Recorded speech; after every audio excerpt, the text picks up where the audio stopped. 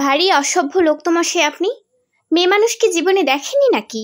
এমন হ্যাংলার মতো কারোর কোমরের দিকে তাকিয়ে থাকেন কেন শুনি? আপনার কোথাও ভুল হচ্ছে। সব লাফাঙ্গায় ধরা পড়লে এমন বলে। দেখুন ম্যাডাম, আপনার ভুল হচ্ছে। আমি মোটে আপনার কোমরে তাকাইনি। আমি আপনার পাশের সিটের দিকে তাকিয়েছিলাম।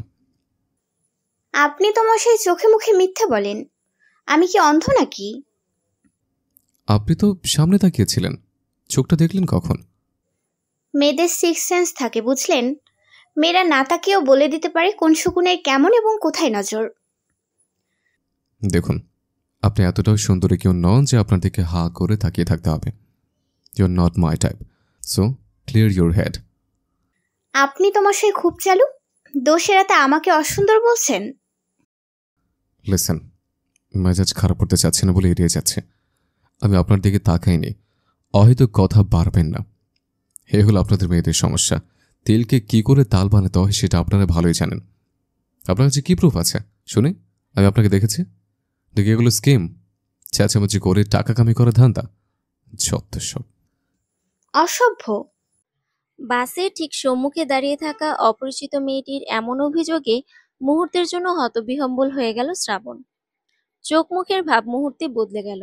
ভিড়ে ঠাসা লোকের স্রোতে ভাসা বাসে যেখানে একজন অপরজনের শরীরের ভেতর ঢুকে পড়ছে, সেখানে একজন সুন্দরী রমণী এক যুবকের উপর অশালীন আচরণের দোষারোপ করা হয়। তখন ক্লান্ত দৃষ্টিগুলো এসে ঠেকে যুবকের ওপর। তাও সেই দৃষ্টিগুলো হয় ক্রূর, কঠিন, ঘৃণায় ঘেরা। শ্রাবণের সাথে ব্যতিক্রম কিছু হলো না। বাসের প্রতিটি মানুষের দৃষ্টির মধ্যমণি হলো সে। অথচ শ্রাবণ এই রমণীর কোমরে এক মুহূর্তের জন্য তাকায়নি, বরঞ্চ তাকিয়েছিল রমণীর পাশের সিটের দিকে। কখন সেটা খালি হবে আর শ্রাবণ লুফে নিবে। শ্রাবণ তালুকদার, তার এই 28 বছরের দীর্ঘ জীবনে বাসে চলার অভিজ্ঞতা খুব কম। যাত্রাবাড়িতে হুট করেই তার গাড়িটা নষ্ট হয়ে গেল। ড্রাইভার খুব অসহায় স্বরে জানালো, স্যার, টায়ার পাংচার হয়ে গেছে। বিরক্তিতে শ্রাবণের চোখ মুখ শক্ত হয়ে গেল। ভারী বর্ষণ তখন ধরণীতে। অক্লান্ত সেই বৃষ্টি সকাল থেকে শুরু হয়েছে। আকাশের এক অংশে সূর্যের দেখা নেই। মিরপুর পৌঁছানো অতি জরুরি হয়ে পড়েছে। যখন ঘড়িতে 6টা বাজে, ব্যস্ত শহর মাত্রাতিরিক্ত ব্যস্ত হয়ে উঠেছে। সবার তারা বাড়ি ফেরার। এর মধ্যেই গাড়িটা নষ্ট হতে হলো। সে তাড়াতাড়ি মোবাইল ফোনটা বের করে উবার কল করার চেষ্টা করলো, কিন্তু 3বার রাইড রিকোয়েস্টের পরও একটা গাড়ি পাওয়া গেল না। বারংবার রাইড ক্যান্সেল হচ্ছে। শ্রাবণের শান্ত মুখখানা আরো বেশি কঠিন হয়ে গেল। ড্রাইভার তখন রয়ে শুয়ে বলল, স্যার, বাসে যাবেন? প্রথমে কঠিন দৃষ্টির বর্ষণ করলেও ড্রাইভারের কথা মেনে নিল শ্রাবণ। ভিড় ঠেলে কোনো মতে সে উঠল বাসে। মানুষের ঠাসা বাসে দম নেওয়ার সুযোগ অব্দি নেই। যাত্রাবাড়ি থেকে মিরপুর এই ভিড়ে দাঁড়িয়ে যাওয়া সম্ভব নয়। সারাদিন অফিসের ধাক্কা খাওয়ার পর শরীরের শেষ নির্যাসটুকু শুষে নেয় এই বাসগুলো। ফলে তীর্থের কাকের মতো ধাক্কা সহ্য করেও তাকিয়ে থাকা একটি সিটের দিকে। বসার সিট তো নয়, যেন রণভূমিতে রাজ্যের লড়াই। ফলে শ্রাবণ সেই তখন থেকেই সিটের দিকেই তাকিয়ে আছে। সে মোটেই এই সুন্দরী রমণীর কোমরের দিকে তাকায়নি। টানা টানা লোচনে তখন রাগের স্ফুলিঙ্গ। শ্রাবণ অনুনয়ের সাথে বলল, আপনার কোথাও ভুল হচ্ছে। সব লাফাঙ্গায় ধরা পড়লে এমন বলে। মেয়েটির তীক্ষ্ণ কণ্ঠে বাসের পারিপার্শ্বিক অবস্থা গমগমা হয়ে উঠল। অফিসের জাতাকলে পৃষ্ঠ জনগণ হুট করে যেন তাদের হারানো মনোশক্তি ফিরে পেল। ক্লান্তিকে বুড়ো আঙুল দেখিয়ে বলল, দিন দুপুরে মেয়ে মানুষের ইজ্জতে হাত, শালাকে মেরে থুতনা ভেঙে দিতে হবে। কি যন্ত্রণা! তাকালোই না আর ইজ্জতে হাত! এ তো রীতিমতো শ্রাবণ তালুকদারের মান সম্মানের টায়ারে ফুটো করা। শ্রাবণ হাত মুষ্টিবদ্ধ করে রমণীকে আবার বোঝানোর চেষ্টা করলো। দেখুন ম্যাডাম, আপনার ভুল হচ্ছে। আমি মোটে আপনার কোমরে তাকাইনি। আমি আপনার পাশের সিটের দিকে তাকিয়েছিলাম। আপনি তো মশাই চোখে মুখে মিথ্যা বলেন। আমি কি অন্ধ নাকি? আপনি তো সামনে তাকিয়েছিলেন, চোখটা দেখলেন কখন? মেয়েদের সিক্স সেন্স থাকে বুঝলেন। মেয়েরা না তাকিয়েও বলে দিতে পারে কোন শকুনের কেমন এবং কোথায় নজর। দেখুন, আপনি এতটাও সুন্দরী কেউ নন যে আপনার দিকে হা করে তাকিয়ে থাকতে হবে। You are not my type, so clear your head. আপনি তো মশাই খুব চালু। দোষের রাতে আমাকে অসুন্দর বলছেন। লিসেন, মেজাজ খারাপ করতে চাচ্ছি না বলে এড়িয়ে যাচ্ছে। আমি আপনার দিকে তাকাইনি। অহেতুক কথা বাড়বেন না। এ হলো আপনাদের মেয়েদের সমস্যা। তেলকে কি করে তাল বানাতে হয় সেটা আপনারা ভালোই জানেন। আপনার কাছে কি প্রুফ আছে শুনি? আমি আপনাকে দেখেছি। দেখি এগুলো স্কিম, চেঁচামেচি করে টাকা কামি করা ধান্দা, যত সব। শ্রাবণের গাঢ় রাগী স্বর বাসে প্রতিফলিত হলো যেন। মেয়েটি তার গালে সজোরে থাপ্পড় মেরে বসলো, বিড়বিড় করে বলল। অসভ্য। মেয়েটি কন্ডাক্টরকে বাস থামাতে বলল, হনহন করে নেমে গেল। শ্রাবণ স্তব্ধ দাঁড়িয়ে রইল। এই প্রথম কেউ তাকে এমন ভাবে অপমান করলো। তীব্র অপমানে শ্রাবণ তালুকদারের কপালের রগ ফুলে উঠল। সকলের দৃষ্টি তার দিকে, দৃষ্টিতে তাচ্ছিল্য। এই মেয়েকে তো সে ছাড়বে না। শ্রাবণ ভেবেছিল মেয়েটিকে খুঁজে বের করতে তার বেগ পোহাতে হবে, কিন্তু সেটা হলো না। মেয়েটির সাথে দ্বিতীয়বার দেখা হলো নিজের অফিসে। শ্রাবণের অফিসে কিছু পোস্টের জন্য ইন্টারভিউ চলছিল। শেষ পর্যায়ে সিলেকশনটা শ্রাবণ করবে, ফলে তার টেবিলে সিভিগুলো স্তূপকার করে রাখা হলো। সিভিগুলো দেখতে দেখতে তার চোখ আটকে গেল একটি সিভিতে। মেয়েটির মুখখানা তার মস্তিষ্কে ছেপে আছে। সাথে সাথেই চোখ জোড়া কঠিন হয়ে গেল। নামটায় চোখ বুলালো একবার, মেহনাজ চারু। শ্রাবণ মনে মনে আওড়ালো নামটা, চারু চারু চারুলতা। শ্রাবণের ঠোঁটের কোণায় দুর্বোধ্য হাসি ফুটে উঠল। বাহিরের ওয়েটিং রুমে হাত পা ঠান্ডা হয়ে যাচ্ছে চারুর। সপ্তমবারের মতো কোনো ইন্টারভিউ শেষ পর্যায়ে অব্দি এসেছে সে। খাতায় টুকে রাখা চ্যাটজিপিটি থেকে সব উত্তরগুলোকে ঠোঁটস্থ করছে সে। বুক ধুকপুক করছে, ভয় হচ্ছে। সে পারবে তো, নাকি অপমানিত হতে হবে? তোতলাবে না তো? চারু ভালো বক্তা নয়, সে ঘাবড়ে যায়। সকাল থেকে তাই ভয়ে হাত পা হজমে যাচ্ছে। তখন ঘোষণা হলো ইন্টারভিউ ক্যান্সেল। কথাটা শুনতেই মন বসে গেল চারুর। এত পরিশ্রম সব ব্যর্থ। সেই কত দূর থেকে আসা, টাকাটাই জলে। সকালের কাঁচা সোনা রোদ লুটোপুটি খাচ্ছে চারুর ঘরে। চারুর ঘুম তখনও ভাঙেনি। বাহিরে বাবার কর্কশ স্বর শোনা যাচ্ছে। আবারও বাড়িওয়ালা এসেছিল বোধহয়। চারু চোখ মেলল। চাকরি একটা তার খুব দরকার। আবারও ল্যাপটপ নিয়ে বসলো সে। চাকরির সন্ধানে বিডি জবসে ঢুকলো। একবার ইমেল চেক করলো। হঠাৎ একটা ইমেল নজরে আসতে সে থমকে গেল যেন। ইমেলটা খুলতেই যা দেখলো তা হলো, dear Mehnaz Charu, you're selected for the post. চারুর খুশি দেখে কে। এই কোম্পানির জন্য সে কবে আবেদন করেছে তার স্মরণ নেই। ছুটে গিয়ে মাকে সুসংবাদ দিল সে। অবশেষে তার পরিশ্রমের ফল পাবে সে। আজ অফিসের প্রথম দিন। খুব বড় কোম্পানির ভাইস ম্যানেজিং ডিরেক্টর সেক্রেটারি হিসেবে সে চাকরি পেয়েছে। বেতন অনেক।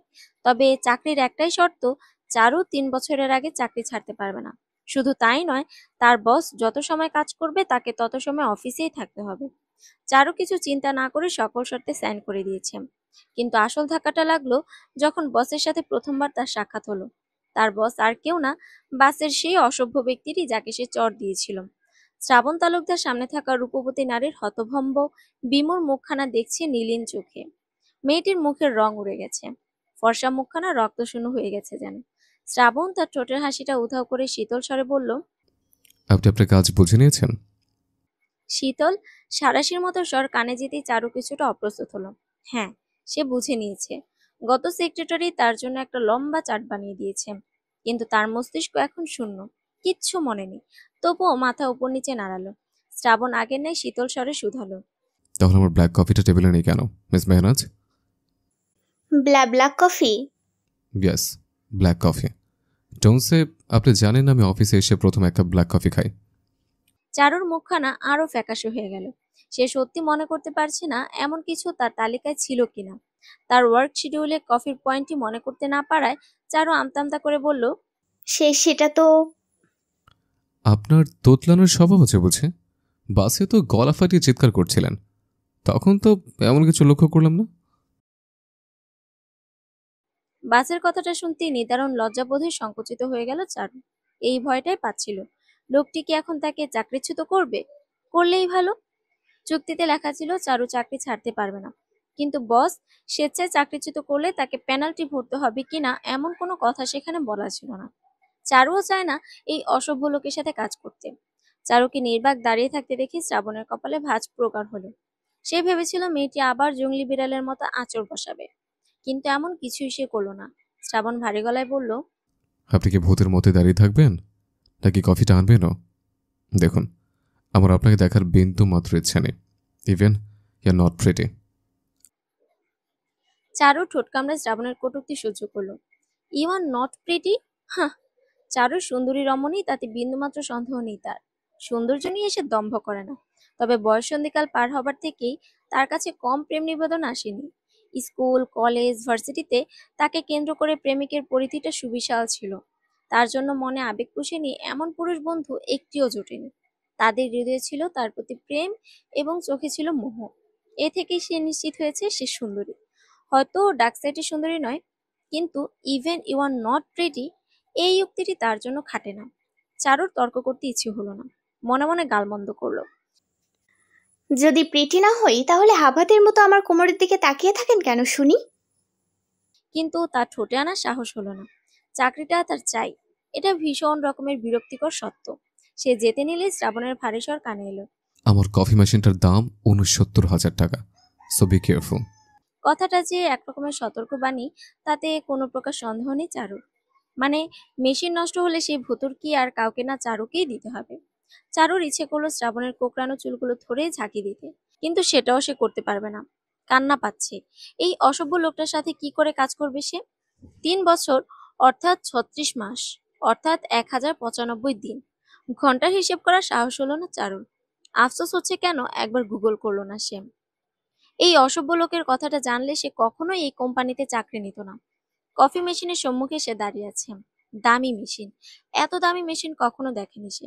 কালো কফি খাওয়ার জন্য ৬৯,০০০ টাকার মেশিনের কি প্রয়োজন? শ্রাবণ তালুকদার চাইলেই তাকে নাকানি চুবানি খাওয়াতে পারবে না। ফটাফট সে চ্যাটজিপিটি খুললো, একটা ছবি তুলে তাকে পাঠিয়ে শুধালো। কিভাবে অপারেট করব? চ্যাটজিপিটি সময় নিল, তাকে সব বুঝিয়ে দিল। সেও ফটাফট কফি গ্রাইন্ড করে ১ কাপ এক্সপ্রেসও বানিয়ে আনলো। শ্রাবণ তার দিকে সুচালু দৃষ্টিতে তাকিয়ে বলল, এটা আপনি বানিয়েছেন? হ্যাঁ। You should use your brain. হ্যাঁ, আমি নিশ্চয়ই কফি বানাতে আপনাকে চাকরি দিইনি। কফি বানানোর জন্য আলতাফ আছে। সেক্রেটারি হিসেবে আপনার কাজ কফিটা আমার টেবিলে পৌঁছেছে কিনা সেটা মেকশিওর করা। আপনি নিজের আধা ঘন্টা নষ্ট করেছেন প্রথম দিন, তাই আমি এটা ওভারলুক করেছে। Next time he should be very careful. বাসে অপরিচিত মানুষদের থাপ্পড় মারলে প্রমাণিত হয় না সে বুদ্ধিমতী। আসল সময়ে বুদ্ধির পরিচয় পাওয়া যায়। শ্রাবণের অপমানগুলো নিতান্ত ইচ্ছাকৃত তা বুঝতে বাকি রইল না চারু। এই লোক এক থাপ্পড়ের বদলা তার অস্থিমজ্জায় অগ্নিপাত করে উসুল করবে তাতেও সন্দেহ নেই। চারু চোয়াল শক্ত করে সইল সবকিছু, নতমস্তকে বলল, জি। এখন বলুন আমার নেক্সট মিটিং কবে? 3:30 বায়ারদের সাথে একটা মিটিং আছে। PPT ready? জি। সাবমিট করার জন্য কি চাপ দেখবেন? চারু মাথা নাড়ালো, যার অর্থ না। ফলে শ্রাবণ কঠিন স্বরে বলল, নেন ফাইলটা সাবমিট করুন। চারু কোনো মতে ছুটে বের হলো, চোখ টলমল করছে। লোকটির ভারী স্বরে সুচালো কথাগুলো বিছুটি পাতার মতো লাগছে। নির্দয়, পাষাণ। প্রথম দিনে এতটা অপমান করে কেউ? চারু নিজের ডেস্কে যেয়ে পিপিটি ফাইল ইমেল করলো। প্রায় সাথে সাথে ইমেল এলো। Do it again. চারুর বুঝতে বাকি রইল না তার আগামী দিনগুলো কেমন কাটতে চলেছে। বস তো নয়, জল্লাদের হাতে পড়েছে সে। সেদিনের মতো তার পাওয়ার পয়েন্ট ফাইল বানাতে বানাতেই লাঞ্চ টাইমটা চলে গেল। শ্রাবণ ওরফে জল্লাদ তালুকদার, তাকে বর্ণনা করতে হলে একটা শব্দই যথেষ্ট, তা হলো উনি একটা অসহ্য যন্ত্রণা। লোকটি পৃথিবীতে কিছুই ভালো লাগে না, সব কিছুতেই তার খুঁত ধরতেই হবে। চারুর প্রতিটি কাজে তার নাক সিটকানো চাই চাই। থাপ্পড়ের প্রতিশোধ সে সুদে আসলে নিচ্ছে, তাতে কোনো সন্দেহ নেই। সেক্রেটারি হবার দরুন চারু একটি তালিকা বানিয়েছে, যার শিরোনাম জল্লাদ তালুকদার এবং তার নকটামি। সেই তালিকায় প্রতিদিন নতুন নতুন পয়েন্ট যুক্ত হয়। 30 দিনে মোট 35টা পয়েন্ট যুক্ত হয়েছে। নতুন যুক্ত হয়েছে লোকটি পেঁয়াজ খায় না। সকাল 5টা যখন কাকপক্ষীও ঝিমিয়ে থাকে, সেই সময় জল্লাদের ইচ্ছে হলো আজ অফিসে আসতে, কারণ টরেন্টোতে কোনো ক্লায়েন্টের সাথে তার মিটিং এর কথা আছে। চারুকেও লোকটির সাথে আসতে হয়েছে। নির্ঘুম রাত জেগে সব রিপোর্ট বানিয়ে না খেয়ে তাকে ছুটতে হয়েছে অফিসে। মাত্র 7 মিনিট দেরি করার জন্য জল্লাদের কঠিন দৃশ্য সহ্য করতে হয়েছে। মিটিং শেষ করে জল্লাদ হুকুম দিলেন, আমার জন্য ব্রেকফাস্ট অর্ডার করো। Club sandwich, no onion, no ketchup. আমি পেঁয়াজ খাই না। সকাল 7টায় জল্লাদের জন্য ক্লাব স্যান্ডউইচ কি গাছ থেকে পেরে আনবে চারু? এই সকালে রুটি পরোটা ছাড়া কি কিছু পাওয়া যায়? ফলে দাঁতে দাঁত পিষে চারু শুধালো, স্যার, এখন সকাল 7টা বাজে, এখন কোনো রেস্টুরেন্ট খোলা নেই। বলি কি, আমি পরোটা নিয়ে আসি? ডিম ভাজি আর পরোটা, এখন সেটাই পাওয়া যাবে। শ্রাবণ এমন ভাবে তাকালো যেন চোখ দিয়ে তাকে ভস্ম করে দিবে। চারু সেই সুযোগ দিল না, তাই আমতা আমতা করে বলল, আমি অর্ডার করছি স্যার। জল্লাদ তালুকদারের এমন ফরমায় সহ্য করা যেন নিত্য নৈমিত্তিক ব্যাপার হয়ে গেছে চারুর জন্য। 30 দিনে মোট 7 কেজি ওজন কমে গিয়েছে চারুর। খাওয়ার সময় নেই, ঘুমানোর সময় নেই। একদিন রাত 12টার সময় তাকে বাড়ি যেতে হয়েছে। শ্রাবণ অবশ্য নিজেই পৌঁছে দিয়েছে। বড় কালো গাড়ি থেকে রাত 12টায় নামতে দেখে বাড়িওয়ালা বারান্দা দিয়ে তীক্ষ্ণ দৃষ্টিতে তাকিয়েছিল। হয়তো মাকেও সেটা পরদিন জিজ্ঞেস করেছিল। চারুর শোনার সময় হয়নি, কারণ পরদিন আবার সকাল 7টায় উপস্থিত হতে হয়েছে রিপোর্ট নিয়ে। আর চুন থেকে পান খসলেই ডু ইট এগেইন। এখন স্বপ্ন চারু শুনতে পায় ডু ইট এগেইন, কিন্তু চারু সব মেনে নিয়েছে। কারণ 1 মাস পর যখন মোটা অঙ্কের স্যালারিটা ঢুকলো, তখন মনে হলো উফ, শান্তি। প্রথম মাসের বেতন পেয়ে প্রথম চারু যা করলো তা হলো ঘরের জন্য ঘটা করে বাজার। বাড়িওয়ালাকে ঘর ভাড়া দিল, মায়ের হাতে বাকি টাকা দিয়ে বলল, তোমার সংসার নিয়ে এখন চিন্তা করতে হবে না। মা খুব খুশি হলো বাবা ছিলেন নির্বিকার, মেয়ের টাকায় ঘর চলছে। ব্যাপারটি তার মনস্পুত হয়নি। অবশ্য সেকেলে মানুষের চিন্তাধারা বদলানোর দায় ঠেকেনি চারুর। বাবার এমন আচরণে অভ্যস্ত সে। মা খুব আগ্রহ নিয়ে গরু মাংস রান্না করছেন, চারুর সব গুছিয়ে দিচ্ছে। এর মধ্যে ফোনের কর্কশ ধ্বনি। জল্লাদ নামটি ফুটে আছে স্ক্রিনে। চারুর ইচ্ছে হলো ফোনটি ধরবে না, পরদিন বলবে, সরি স্যার, সাইলেন্ট ছিল। কিন্তু শ্রাবণ তখন খোঁটা দিয়ে বলবে, বাসে আবার কারোর সাথে মারপিট করছিলেন নাকি? খোঁজা খাওয়ার থেকে ফোন ধরা শ্রেয়। চারু ফোনটি ধরতেই ভারী স্বর শুনতে পেল। মিস মেহনাজ? শ্রাবণের কণ্ঠ শুনতেই ধাক্কা খেল চারু। কেমন ঘোর লাগা স্বর, ধরা গলা। লোকটির কি ঠান্ডা লেগেছে? শ্রাবণ চুপ করে রয়েছে, কিছু বলছে না। পর মুহূর্তে নেশাতুর সুরে বলল, আপনি একটু আমার বাসায় আসতে পারবেন? চারু হতভম্ব হয়ে আছে। জল্লাদ ফোন কেটে দিয়েছে। ঘড়িতে সময় 10টা। রাত 10টার সময় এই মানুষই তাকে ডাকছে কেন? কি কাজ? আজ সব কাজ শেষ করে এসেছে সে। ডু ইট এগেন কথাটাও শোনা হয়নি। তবে কেন ডাকছেন? আর কথাটা বলার সাথে সাথে লোকটা ফোন কেটে দিয়েছে। ফোন কাটার পর থেকে চারু হতভম্ব হয়ে বসে আছে। কি করবে বুঝতে পারছে না। সে কি লোকটার বাসায় যাবে? কিন্তু কেন যাবে? তার সেখানে কোনো কাজ নেই। ঝি খাটুনি তো অফিস অবধি। চাকরির সময় কোথাও বলা ছিল না অফিস ব্যতীত ঝি খাটুনি খাটতে হবে। তাই চারু ঠিক করলো সে যাবে না। কিন্তু এ নিয়ে আগামীকাল চোখ রাঙালে, রাঙালে আর কি, মিথ্যে বলবে। চারু বলবে, আসলে স্যার, আমি আপনার ঠিকানা জানি না। আমি ঠিকানা জানার জন্য আপনাকে 2-3 বার ফোন করেছি, কিন্তু আপনি ধরেননি। প্রমাণস্বরূপ সে ডায়ালে জল্লাদের নাম্বার রেখে দিবে। কিন্তু জল্লাদকে দেখানোর পূর্বে বুদ্ধি খাটিয়ে নাম বদলে ফেলে স্যার লিখতে হবে। জল্লাদ নয়তো গর্দান নিয়ে নিতে পারে। চারু নিজেকে স্বাভাবিক করলো। মায়ের রান্না শেষের দিকে। এখন সে কবজি ডুবিয়ে খাবে, তারপর ঘুমাবে। আর জল্লাদের চিন্তা নয়। ব্যাটার ইচ্ছে হলে সে ফোন দিক। যদি ব্যস্ততা দেখায় তখন ভেবে দেখা যাবে ক্ষণ। থাই গ্লাসের পাশে থাকা ক্যাকটাস গাছে একটা ফুল হয়েছে, লাল টকটকে ফুল। সূর্যের আলোটা ফুলের গায়ে পড়ছে বলে লাল রংটা আরো উজ্জ্বল লাগছে।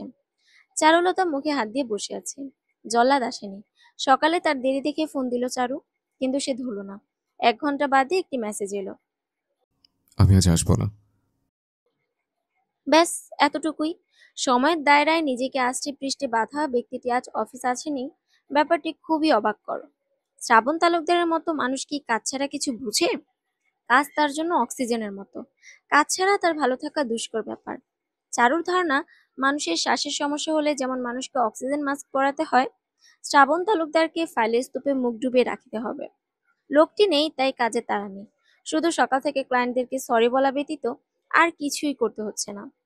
HR, R&D টিমের সাথে মিটিংগুলো ক্যান্সেল হয়েছে। ব্যাটা কত মিটিং করে। আজকের শিডিউল অনুযায়ী মোট 7খানা মিটিং ক্যান্সেল করেছে। তার টেবিলে স্তূপাকারে রিপোর্ট জমা। অথচ জল্লাদ আজ ডুব দিল। ব্যাপারটি অষ্টম আশ্চর্যজনক। মনে খুঁতখুঁত করছে। গতরাতে বাড়িতে যেতে বলেছিল। কোনো বিপদ হলো কি? একবার কি খোঁজ নিবে? বসুন্ধরা ব্লক ডি এর রোড নং 7 শেষের দোতলা বাড়ির সম্মুখে দাঁড়িয়ে রয়েছে চারুলতা। স্বপ্ন সদন নাম বাড়িটার। প্রকাণ্ড গেটের ওপাশে ইট রঙের বাড়িটি দেখা যাচ্ছে। সবুজের আড়ালে লাল রংটা দারুণ লাগছে। বারান্দায় ঝুলছে নাম না জানা কিছু গাছ। ফুলের গাছ নয়, পাতাবাহারের মতো লাগছে। গেটের পাশে সাদা বাগান বিলাস ফুলের ভারে নুয়ে পড়েছে, তাই অর্ধেক গেটই দেখা যাচ্ছে। কালো লোহার গেটও সুন্দর কারুকাজ। এত সুন্দর বাড়ি বাহির থেকে দেখেছে চারু, কখনো ভেতরে যাওয়ার সুযোগ হয়নি। এমন বাড়ির সম্মুখে দারোয়ান থাকে, বয়স্ক দারোয়ান। এখানেও ব্যতিক্রম হলো না। চোখ মুখ কুঁচকে দারোয়ান শুধালো। কাকে চাই? শ্রাবণ স্যার বাসায় আছেন? আমি ওনার সেক্রেটারি। বুড়ো দারোয়ানের চোখ সুচালো হয়ে গেল। তাকে সে চিনতে পারছে না। চারু তার কার্ড দেখালো। সে কার্ড দেখার পরও বলল, স্যার কি আপনারে ডাকছে? জি। লোকটি তার কথায় বিশ্বাস করলো না হয়তো, তাই তো চোখ কুঁচকে তাকালো। সে ইন্টারকমে ভেতরে ফোন দিল, কিন্তু অপর পাশের মানুষটি হয়তো ফোনটি ধরল না, তাই শ্লেষমাজড়িত স্বরে অপ্রসন্ন ভঙ্গিতে বলল, ভেতর থেকে অর্ডার নাই। স্যার কি অসুস্থ? জানি না। আজব তো, আপনি যার ঘরে কাজ করেন তার শরীরের অবস্থা জানেন না? কথাটা হয়তো দারোয়ানের পছন্দ হয়নি। অবশ্য জল্লাদের খোঁজ নেওয়ার কিছু নেই। সে একটি অতি বিরক্তিকর রসকসীন যন্ত্রমানব। তার আর রোবটের মধ্যে পার্থক্য নেই। চারুর মাঝে মাঝে মনে হয় শ্রাবণ আসলেই রোবট। কেউ প্রোগ্রামিং করে তাকে ছেড়ে দিয়েছে। কিন্তু যখন তাকে টিটকারি করে কথা শোনায়, তখন সে নিশ্চিত হয় এই জল্লাদটি মানুষ। চারু একটা বিটলামি করলো। তার মোবাইলে অটো রেকর্ডিং অন করা, তাই সে গত রাতের রেকর্ডিংটা চালু করে ধরলো দারোয়ানের সামনে। রেকর্ডিং এ স্পষ্ট শ্রাবণের স্বর। সে তাকে আসতে বলছে। চারু রেকর্ডিং শোনা শেষে বলল, শুনলেন তো, এবার ঢুকতে দিন। অবশেষে উপায়ন্তর না পেয়ে দারোয়ান তাকে ঢুকতে দিল। বাহির থেকে যত বড় লাগছিল বাড়িটা, আরো বড়। গেট থেকে ঢুকে হাঁটার জায়গা, দুপাশে বড় বড় গাছ, যেন এক একটা প্রকাণ্ড প্রহরী। তাদের ছায়ায় রোদের তাপ ঢেকে গেছে। মোটা মেহগনি গাছও আছে। দেখেই আন্দাজ করা যায় গাছটি খুব পুরনো। আম গাছে মুকুল ধরেছে, টক গন্ধ নাকে লাগছে। ফুলের গাছ নজরে পড়ল না বেশি একটা। এত গাছের পরিচর্যা কে করে? নিশ্চয়ই মালি আছে, কিন্তু কাউকে নজরে পড়ল না। কারুকার্য খচিত সেগুন কাঠের দরজার সামনে সে কলিং বেল বাজালো সে। একবার, দুবার, তিনবার, কেউ দরজা খুলছে না। শ্রাবণ কি একা থাকে? জানা নেই চারু। চিন্তাটা আবার একটু বাড়লো। লোকটি বেঁচে আছে তো? তখন একটি মহিলা দরজা খুলল। মধ্যবয়স্ক মহিলা, পরনে ময়লা কাপড়, বিরক্তিকর সাথে শুধালো, কারে চাই? শ্রাবণ স্যার আছেন? মহিলা সরে দাঁড়ালো। তাকে দেখে মনে হলো তার প্রশ্ন করার সময় নেই। তারা আছে, হাতে সময় নেই। চারু ঘরে এলো। মহিলা তাকে একটি ছোট রুমে তাকে বসতে বলল। রুমটি খুব ছোট। একটি টেবিল এবং 3টি চেয়ার। আর কোনো আসবাবপত্র নেই। এটা হয়তো গুরুত্বহীন মানুষদের জন্য। তারা এখানে বসবে, কথা বলবে, বিদেয় হবে। তাদের ভেতরঘর দেখার অনুমতি নেই।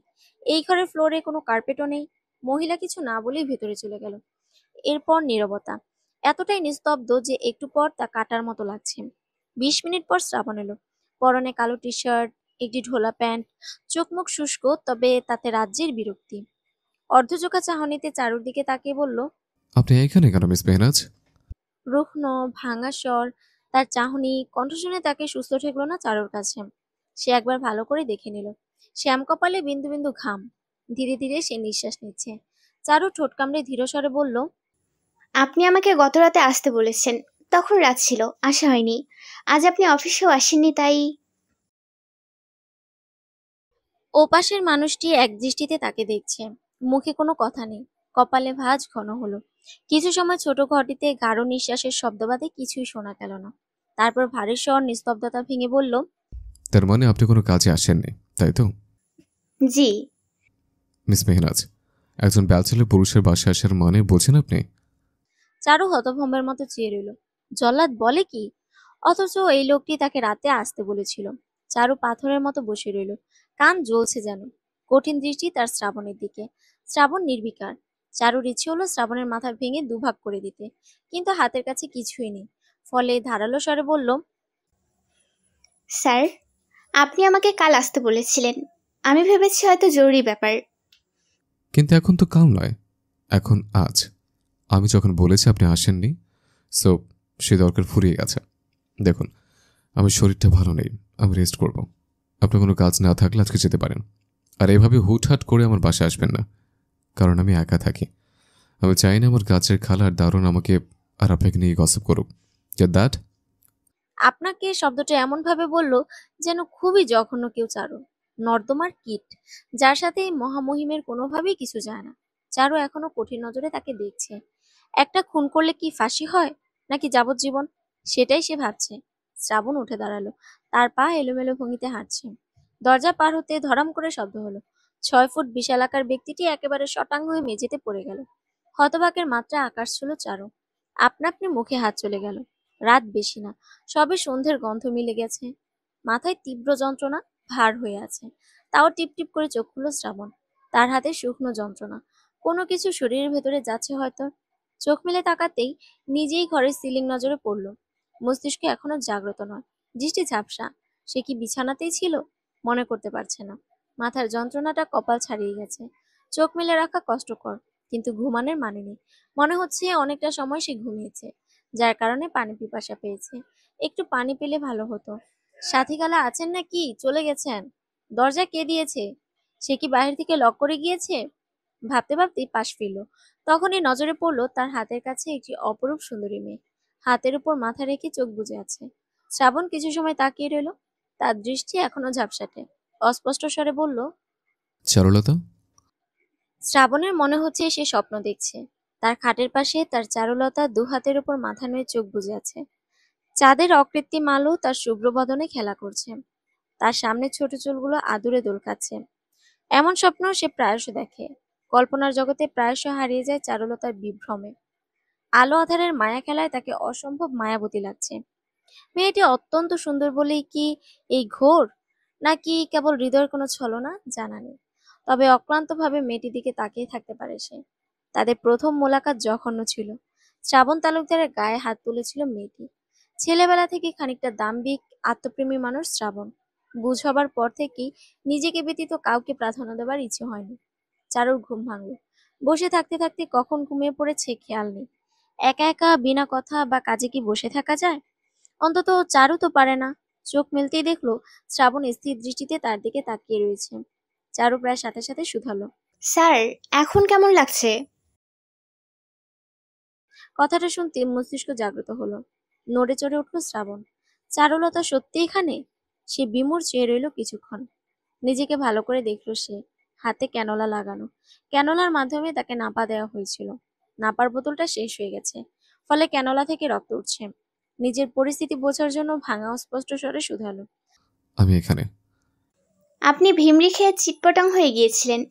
ভাগ্যিস সাথী খালা ছিলেন। দারোয়ান ভাইকে ডেকে তারপর দোতলা অবধি টেনে উঠতে হয়েছে। বাপরে, আপনার দত্ত শরীর টেনে আনতে আমাদের হাওয়া টাইট হয়ে গেছে। এত ভারী শরীর কি করে বানিয়েছেন আপনি? উফ। তারপর ডাক্তার এলেন, অবস্থা দেখে এখানে ওষুধ দিলেন। আচ্ছা, আপনি এত অসুস্থ তাও কেন ডাক্তারের সাথে যোগাযোগ করেননি? আপনার তো আমাদের মতো লাইনে বসে সিরিয়াল দিয়ে ডাক্তারের চেম্বারে ডাক্তার দেখাতে হয় না। আপনার নিজস্ব ডাক্তার এসে দেখে যাবে, তাও এত ঢং। শোনেন, আপনার ভাগ্য ভালো আমি আপনাকে দেখতে এসেছিলাম, নয়তো আপনি এতক্ষণে টপকেই যেতেন। শ্রাবণ তাকিয়ে রয়েছে চারুর দিকে। মেয়েটির মুখে তীব্র বিরক্তি এবং চাপা উত্তেজনা প্রকাশ পাচ্ছে। এই কথাগুলো সে জোর করে নিজের মধ্যে যেন চেপে রেখেছিল। শ্রাবণ চুপ করে আরো কিছুক্ষণ তার কথা শুনল। তারপর গাঢ় স্বরে বলল, এখন আপনি বাড়ি যেতে পারেন। চারু একটু থমকালো। লোকটির মাঝে ন্যূনতম কৃতজ্ঞতা নেই। নিঃসন্দেহে পৃথিবীর শ্রেষ্ঠ অকৃতজ্ঞর মধ্যে এই লোক নাম লিখিয়ে শিরোপা জিতে নিতে পারবে। জল্লাদের সাথে সাথে লোকটি চরম অকৃতজ্ঞ। চারুও ঝাঁঝালো স্বরে বলল, সেটা আপনি না বললেও যেতাম। সাইড টেবিলে ঔষধ আছে আর প্রেসক্রিপশন আছে, একটু কষ্ট করে দেখে নেবেন। আসি। মিস মেহরাজ, আপনি আমার গাড়িটা নিয়ে যান। নো থ্যাঙ্কস, আমি যেতে পারবো। জেদ করছেন কেন মিস মেহরাজ? আমার ইচ্ছে, উঠে যখন গেছেন কিছু খেয়ে নেবেন। সাথী খালা খাবার ফ্রিজে রেখেছেন, আসছি। শ্রাবণের কপালে সমান্তরাল ভাঁজ কুঞ্চিত হলো। মেয়েটির জেদ তাকে অত্যন্ত বিরক্ত করে মাঝে মাঝে। হাতের ক্যানোলা খুলে ফেলল সে। চারু উদ্বিগ্ন স্বরে শুধালো, করছেন কি? ক্যানোলা খুলছেন কেন? ব্লাড পড়বে তো। তারপর আবার ভিমরি খাবেন? এমনি আপনার ব্লাড সুগার কম। দেখুন, এবার ভিমরি খেয়ে আপনাকে সেবা করার জন্য কেউ নেই। মানুষকে এত জ্বালান কেন আপনি শুনি? কত কথা বলেন আপনি, মাথা ধরিয়ে দিচ্ছেন। অদ্ভুত, কেন বলবো না? চারুর কথাটা শেষ হলো না। তার আগেই শ্রাবণ তার মুখ চেপে ধরল। কঠিন স্বরে বলল, আর একটা কথাও না, চলুন আপনাকে বাড়ি পৌঁছে দিচ্ছে। আমি আপনার সাথে কোথাও যাব না। আমি আপনাকে অনুরোধ করছি না, দিস ইজ মাই অর্ডার। আমি অফিসে নেই, আপনার অর্ডার শুনতে আমি বাধ্য নই। আপনি চুপচাপ যাবেন নাকি আমি আমার মতো ব্যবস্থা করব? চারুর চোখ বিস্ফোরিত হলো। আমতা আমতা করে বলল, কি করবেন আপনি? এখন ঘরে শুধু আমি আর আপনি। You are not that dumb. তার কণ্ঠ কাঁপছে। শ্রাবণ একটু ঝুঁকলো। তাদের মধ্যকার দূরত্ব হুট করেই কমে গেল। চারু একটু পিছিয়ে গেল। শ্রাবণের ভারী স্বর নিচু হলো। আমি যা করব আপনার ভালো লাগবে না মিস মেহনাজ। আমার না শোনার অভ্যাস নেই, তাই ভালো ভালো বলছি, চলুন। কি কি করবেন আপনি? শ্রাবণের ইশারা বুঝতে না পারলেও মস্তিষ্কে একসাথে অনেকগুলো চিন্তা ধাওয়া দিল। ফলে সাথে সাথেই বলে উঠল, দাঁড়িয়ে আছেন কেন, চলুন। বলি এক প্রকার ছুটে বেরিয়ে গেল চারু। চারুর উদ্বিগ্ন মুখখানা দেখে শ্রাবণের হাসি বিস্তৃত হলো। মেয়েটি তাকে বিনোদন দেওয়ার সুযোগ একেবারেই হাতছাড়া করে না। শ্রাবণ সম্পর্কে চারুর একটি অবান্তর ধারণা জন্মেছে। জল্লাদ মানুষের মতো দেখতে হলেও সে মানুষ নয়। কারণ এত অসুস্থতার পরও কেউ এত দ্রুত সুস্থ কি করে হয়? ঠিক পরদিন থেকে তার যান্ত্রিক জীবন শুরু হয়ে গেছে। অফিস এসে ভারী স্বরে শুধালো, মিস মেহনাজ, আমার কফি কোথায়? আনছি। চারু ভেবেছিল লোকটি তাকে একবার হলেও কসমুখে বলবে ধন্যবাদ। গাড়ি করে বাড়ি অবধি পৌঁছে দিল, অথচ একটিবার ধন্যবাদ জানালো না। অকৃতজ্ঞ জল্লাদ। কালা তেতো কফি খেতে খেতে ভেতরটা কষমার্কা হয়ে গেছে সে। হতাশ দীর্ঘশ্বাস ফেলে সুর তুলল, এক কাপ কালা কফি বানাই জল্লাদের জন্য, পানি দেব, কফি দেব, দুধ দেব না সামান্য, এক কাপ কালা কফি বানাই জল্লাদের জন্য। কফিখানা নিয়ে যেতে শ্রাবণ কঠিন স্বরে বলল, আজকে শিডিউল কি মিস মেহনাজ? আর রিপোর্টগুলো আমাকে এখনো মেল করা হলো না কেন? কোন মেইল? নতুন ডিলের রিপোর্ট। সে তো আপনাকে আগেই মেইল করেছি আমি। আমার তো মেল আসেনি। সেটা আমি কি জানি? আপনার মেইল আপনার সমস্যা। আমি বাবা আমার মেইল পাঠিয়ে দিয়েছি, আমার কাজ শেষ। এখন আপনি জানেন আপনার মেইল জানে। আর গতকাল আমার অনেক অনেক ধকল গেছে, আমি কোনো শিডিউল রেডি করিনি। আমি কি জানি আপনি সকাল হতেই ঢ্যাং ঢ্যাং করে চলে আসবেন। আমি ভেবেছি আজকেও ছুটি। আপনি কত ঘন কথা বলেন, মাই গড। শ্রাবণের অভিযোগে বিস্মিত হলো চারু। অবাক স্বরে শুধালো, আমি কখন কথা বললাম? একটু আগে কফি বানানোর সময় কি গান গাচ্ছিলেন? এখন আমার একা একা গুনগুন করাতে আপনার সমস্যা? অবশ্যই, আই ওয়ান্ট পিস। এখন থেকে টানা 2 ঘন্টা আপনি কোনো কথা বলবেন না। কথা বলে আপনার স্যালারি কেটে রাখবো। So shut your mouth. আপনি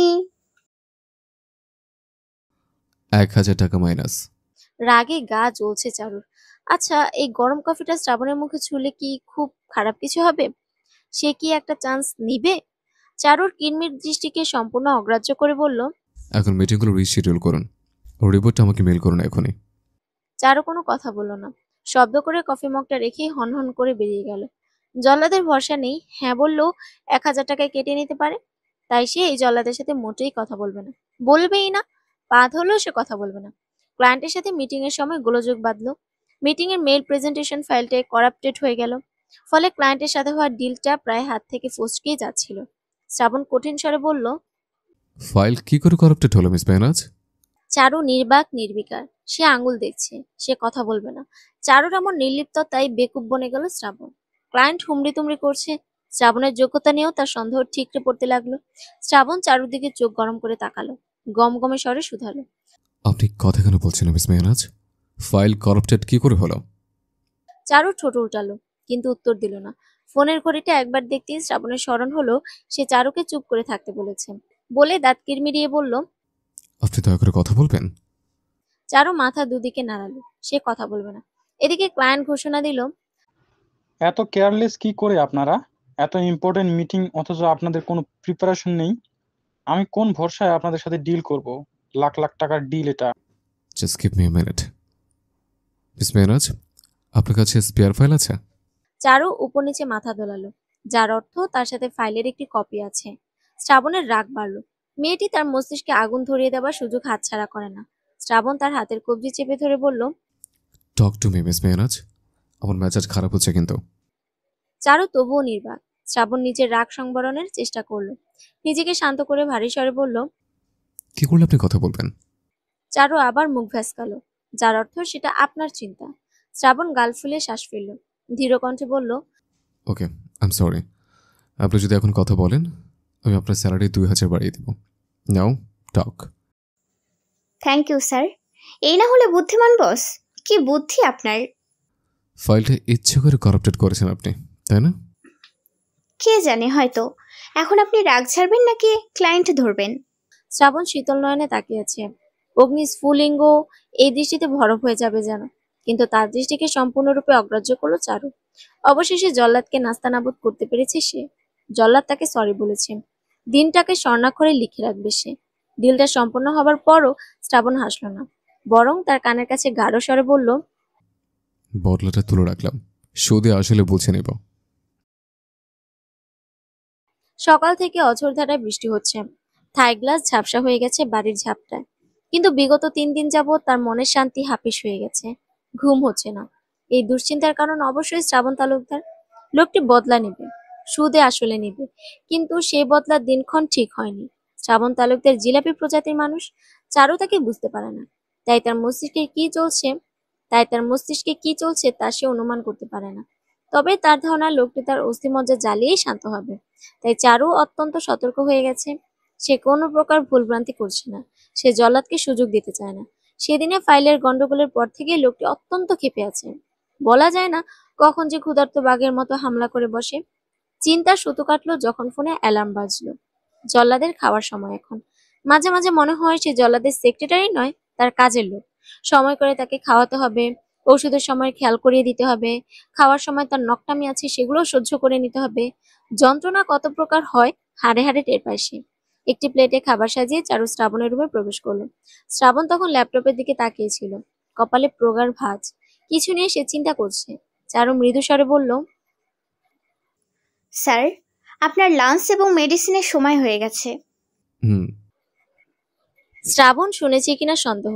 চারু রুমের এক কোনায় টি টেবিলের উপর খাবারগুলো রেখে বলল, স্যার, দেরি করবেন না, খাবার ঠান্ডা হলে তখন আপনার খাবার খেতে ইচ্ছে করবে না।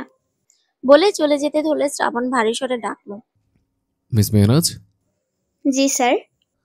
আগামী সপ্তাহে আমাদের কোম্পানির বর্ষপূর্তি, জানেন তো? জি। আপনার জন্য একটি কাজ আছে। এই বর্ষপূর্তি উপলক্ষে একটি পার্টি অর্গানাইজ করতে হবে।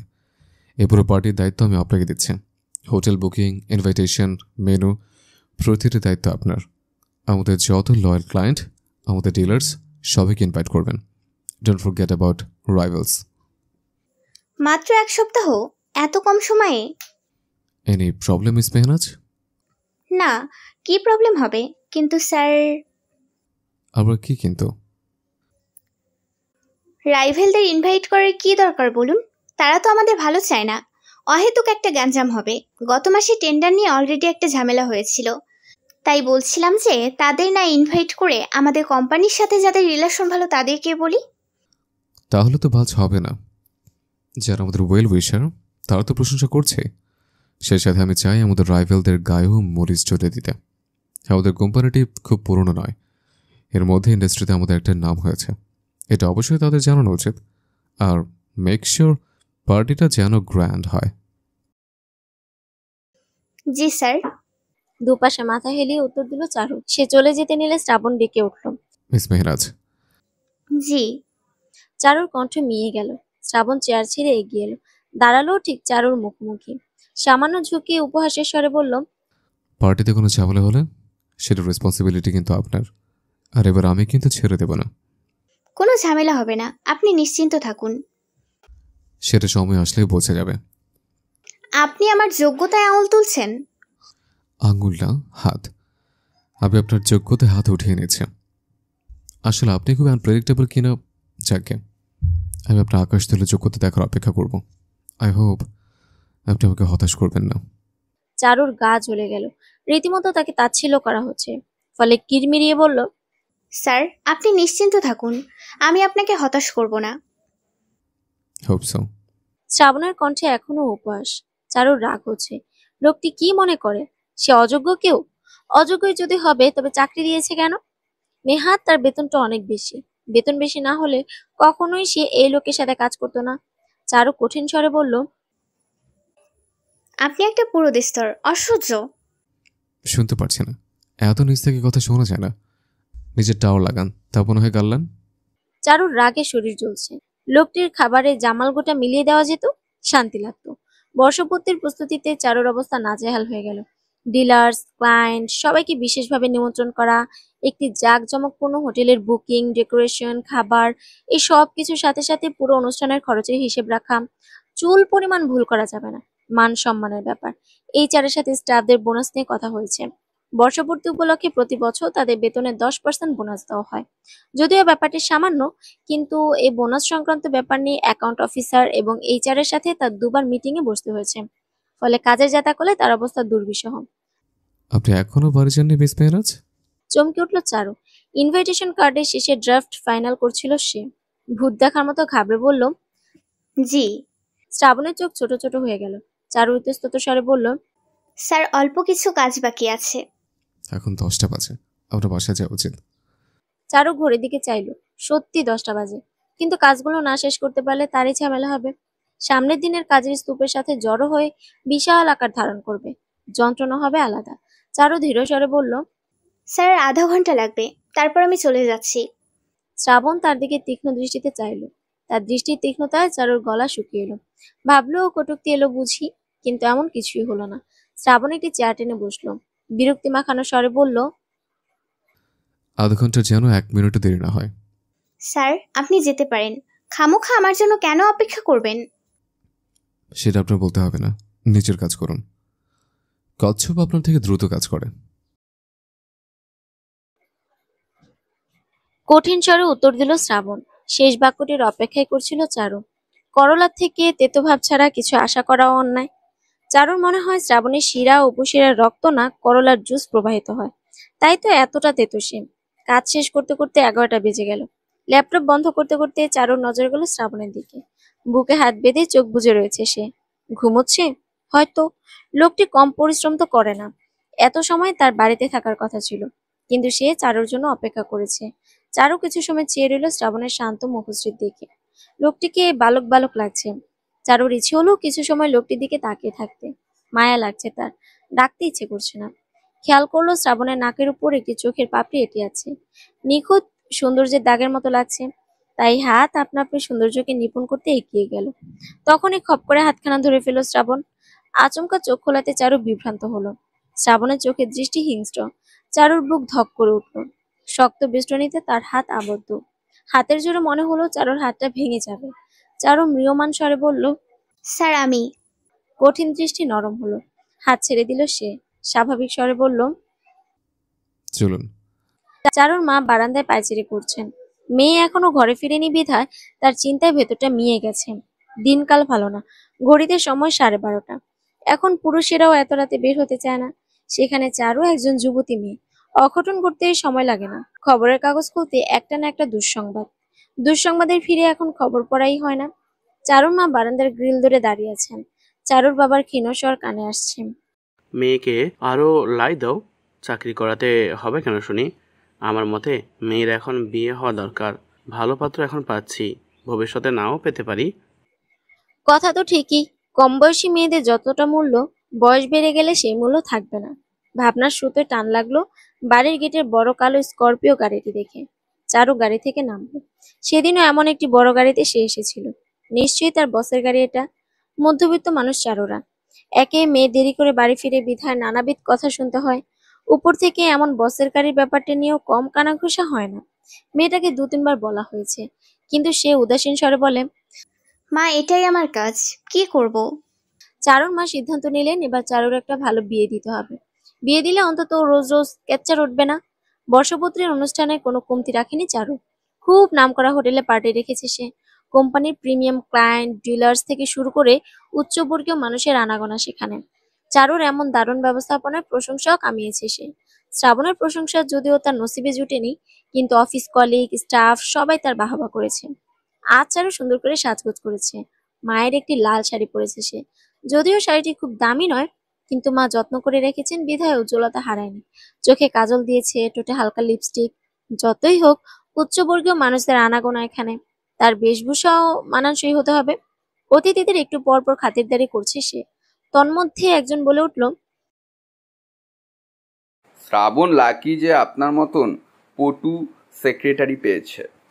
আচ্ছা, আমি যদি আপনাকে বেশি স্যালারি অফার করি তবে কি আপনি আমাদের কোম্পানিতে জয়েন করবেন? চারুর প্রস্তাবটি পছন্দ হলো না। কারণ প্রস্তাবটি তাদের কোম্পানির শত্রু কোম্পানির ম্যানেজিং ডিরেক্টর সজীব ইসলাম দিয়েছে। সজীব মোটেই তার যোগ্যতার জন্য তাকে প্রস্তাব দিচ্ছে না। এই প্রস্তাবটির পেছনে কারণ শত্রুর তথ্য যোগান। সেক্রেটারির কাছে বসের সকল ধরনের তথ্য থাকে। গোপনীয় তথ্য থেকে শুরু করে কোম্পানির দুর্বলতার সবকিছুই থাকে তাদের নখদর্পণে। সুতরাং চারুর মাধ্যমে এই তথ্যগুলো পাওয়া যাবে, ফলে টেন্ডারের যুদ্ধে শ্রাবণকে হারানো যাবে। চারু মিষ্টি গলায় বলল, আপনি আমাকে শুধু শুধু তালগাছে তুলছেন। একজন 2 মাসের সেক্রেটারি কি বা কাজ পারে বলুন? বরং আমাকে চাকরিতে নিলে আপনার লস হবে। যে মানুষ একটি কোম্পানিতে 2 মাস কাজ করতে পারে না, সে মানুষকে অধিক অর্থের লোভ দেওয়ার নির্বুদ্ধিতার কাজ। আমি জানি আপনি অনেক বুদ্ধিমান মানুষ। বিউটি ইউথ ব্রেনও আছে দেখছি। I must say Shrabon lucky. তবে আমার অফার কিন্তু এখনো ওপেন। সরি স্যার, আমি এতটা কনফিডেন্ট নই। প্লিজ কোনো অসুবিধা হলে বলবেন। মিষ্টি গলায় তাকে সজীবের প্রস্তাবকে না বলল। লোকটিকে তার পছন্দ নয় চারুর। কেমন একটা ছোক ছোক ভাব আছে, শুধু সুযোগ পেলে ছোঁয়ার মতলব করে। শ্রাবণকে অসভ্য ভাবলেও এই 2 মাসে কখনো সে তার সাথে বেয়াদবি করেনি, ফলে এই লোকটির সাথে কাজ করতে এখন অস্বস্তি বোধ হয় না। কিন্তু এই সজীব নামক ব্যক্তি চাহনি খুব নোংরা, না চাইতেও গলায় বিঁধে। মনে হয় চোখ দিয়ে তাকে নোংরা স্পর্শ করছে। চারু চলে যেতে নিলেই সজীব তার হাত ধরল, মুখে নোংরা হাসি ফুটিয়ে বলল, অতিথিদের মনোরঞ্জনের কোনো ব্যবস্থা আছে নাকি শুধু ডেকোরেশন? চারু হাতটা কোনো মতে ছাড়িয়ে বলল, মন্ত্রী সাহেব হয়তো এসে গেছেন, আমি একটু আসছি। তখন এর জন্য কোনো মতে পিছু ছাড়লো চারু। অনুষ্ঠানের মেইন গেস্ট হিসেবে একজন মন্ত্রীর নিমন্ত্রণ ছিল। তিনি আসতেই অনুষ্ঠান শুরু হলো। শ্রাবণ সকলের উদ্দেশ্যে কিছু বলল, বিশেষ করে নিজের স্টাফদের ধন্যবাদ জানালো। যতই হোক, তার কোম্পানির মূল যোদ্ধারা তো তার স্টাফ। কয়েকটা স্লাইড শো হলো, এরপর খাওয়া দাওয়ার কার্যক্রম শুরু হলো। শ্রাবণ ব্যস্ত হয়ে গেল অতিথিদের সাথে। এসব পার্টিতে অনেক ডিল পাওয়া যায়। অনুষ্ঠানের মধ্যে সবাই যখন মগ্ন, চারু একটু হাওয়া খেতে ব্যালকনির দিকে এলো। পা ব্যথা করছে, উঁচু স্যান্ডেল পরা উচিত হয়নি। এতবার সিঁড়ি বাইতে হয়েছে, সে এখন আফসোস হচ্ছে। জুতো জোড়া খুলে একপাশে রাখলো সে। কালো আকাশে পূর্ণ চন্দ্রিমা, জ্যোৎস্না দুধসাদা আলো তাকে ছুঁয়ে যাচ্ছে। তন্মধ্যে মনে হলো কেউ তার কোমরে হাত রেখেছে। সাথে সাথে গায়ে কাটা দিল। চমকে উঠলো চারু, নাকে তীব্র মদের কটু গন্ধ আসছে। পেছনে ঘুরতে দেখলো সজীব দাঁড়িয়ে। চারু হাত ঝাড়া দিল তার। সজীব নিরুদ্বেগ স্বরে বলল, ভয় পেয়েছিলে? স্যার, আমার এমন গা ঘেঁষাঘেঁষি পছন্দ নাই। ডোন্ট টেল মি শ্রাবণ তোমার সাথে এমন করে না। সরি। সেক্রেটারিদের সাথে বসের কেমন সম্পর্ক থাকে সেটা সবারই জানা। সারাদিন একসাথে নিশ্চয়ই কিতকিত খেলো না? চারুর ইচ্ছে হলো লোকটাকে চড় মেরে তার মুখ ভেঙে ফেলতে, যেন এমন নোংরা কথা আর না বলতে পারে। কিন্তু একটি অনুষ্ঠান চলছে, লোকটি তাদের অতিথি, কিছু বললেই ঝামেলা হবে। উপরন্তু লোকটি নেশা করেছে। মাতালদের সাথে বেশি কথা বলা ঠিক নয়। চারু এড়িয়ে যেতে চাইলে সজীব তার হাত টেনে ধরে বলল, তোমাকে প্রথম দেখাতেই আমার ভালো লেগেছে। এমন পুতুলের মতন সেক্রেটারি হলে আমিও শুধু পুরুষই হতাম না। শ্রাবণ যে সাধু পুরুষ নয় আমি জানি, তাই তোমাকে বলছি, কত দেয় তোমাকে? স্যার, হাত ছাড়ুন। যদি না ছাড়ি? থাপড়ে আপনার দাঁত ফেলে দিব। এতক্ষণ চুপ করে আছি বলে মনে করবেন না আমি দুর্বল। তাই নাকি? বলেই চারুর সাথে অসভ্যতা শুরু করলো সে। তাকে জড়িয়ে ধরে চুমু খাবার চেষ্টা করলো সজীব।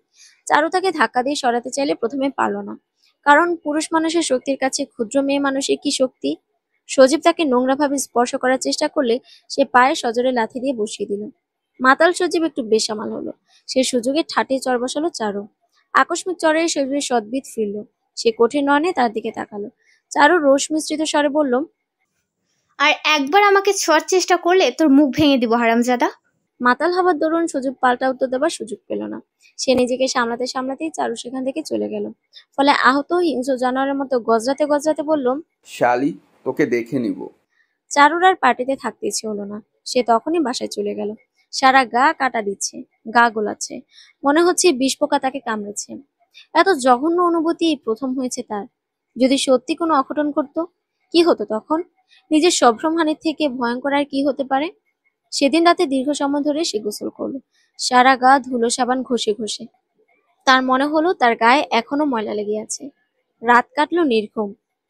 সকালে শ্রাবণকে ফোনে জানালো, স্যার, আমি অসুস্থ, আজ আসবো না। আপনাকে অ্যাপ্লিকেশন পাঠিয়েছি। শ্রাবণ হু বলে ফোন রেখে দিল। চারু মন ভালো করতে মোবাইল হাতে নিল। ফেসবুকের ফিড খুলতে দেখলো একটি খবর, দুর্ঘটনার খবর। মাতাল অবস্থায় গাড়ি চালানোর জন্য রাজপথে একটি গাড়ি এবং ট্রাকের সংঘর্ষে শিল্পপতি নুরুল ইসলামের পুত্র সজীব ইসলামের মৃত্যু। চারু স্থির নয়নে চেয়ে রয়েছে মোবাইলের ফিডের দিকে। শেষ লাইনটা 2-3 বার পড়ল। শরীর কাঁপছে তার। সজীব ইসলামের মতন মানুষের মৃত্যুতে ব্যথিত হওয়ার কোনো কারণ নেই, অন্তত গত রাতের কুৎসিত স্মৃতির পর তো একেবারেই নয়। স্মৃতিটা এখনো মনে কুপ্রভাব ফেলে রেখেছে। কিছু মানুষ পৃথিবীতে শুধু ভার বাড়ানোর দায়িত্বেই থাকে, তাদের কাজ শুধু বোঝে বাড়ানো। ধরনীকে তাদের দেবার কিছুই নেই, শুধু অপ্রীতিকর কিছু স্মৃতি তারা নিজেকে ম্লান করতে রেখেছে। সজীব ইসলাম তেমন একজন মানুষ, অথচ এই মানুষটার মৃত্যু ভীষণভাবে ভাবাচ্ছে চারুকে। তার ঘুমহীন মস্তিষ্কে অদ্ভুত উচ্চারণ অনুভূত হলো। ভালো লাগছে না, গা গোলাচ্ছে, অস্থির লাগছে, অস্থির অস্থির লাগছে। এমনটা হওয়ার কারণও ঠিক বুঝতে পারছে না। মোবাইলটা হাত থেকে নামিয়ে রাখলো চারু। বেশি চিন্তা করতে চাইছে না। হয়তো রাতে ঘুম হয়নি বিধায় শরীর খারাপ লাগছে। চারুর একটা দোষ, ঘুম থেকে উঠলে আর ঘুমাতে ইচ্ছে করে না। তাই চা খাবার উদ্দেশ্যে রান্নাঘরের দিকে পা বাড়ালো।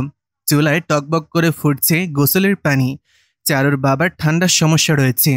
তিনি বছরের 12 মাস গরম পানি দিয়ে গোসল করেন। গ্যাসের লাইন থাকার কারণে সুবিধা, নয়তো সিলিন্ডার কিনতে হলে এই নবাবই দেখানো হতো না। চারুর মা পটল ছুলছেন। আজ পটল আর ট্যাংরা মাছ রান্না করবেন তিনি। স্বামীর ট্যাংরা মাছ খেতে ইচ্ছে করেছে। চারুকে দেখে পটল কাটতে কাটতে শুধালেন, কিছু লাগবে? চুলা ফাঁকা আছে, একটু পর কিন্তু রান্না বসাবো, তখন চুলা ফাঁকা পাবি না। চা করব? এই বেলায়? মাথা ধরেছে, ঘুম হয়নি কালকে। মেয়ের কথায় চারুর মা মুখ তুললেন। পূর্ণ দৃষ্টিতে মেয়েকে দেখলেন। চিন্তিত স্বরে বললেন, শরীর কি বেশি খারাপ? না, তেমন কিছু না, কাজের অনেক চাপ তো, তাই আর কি।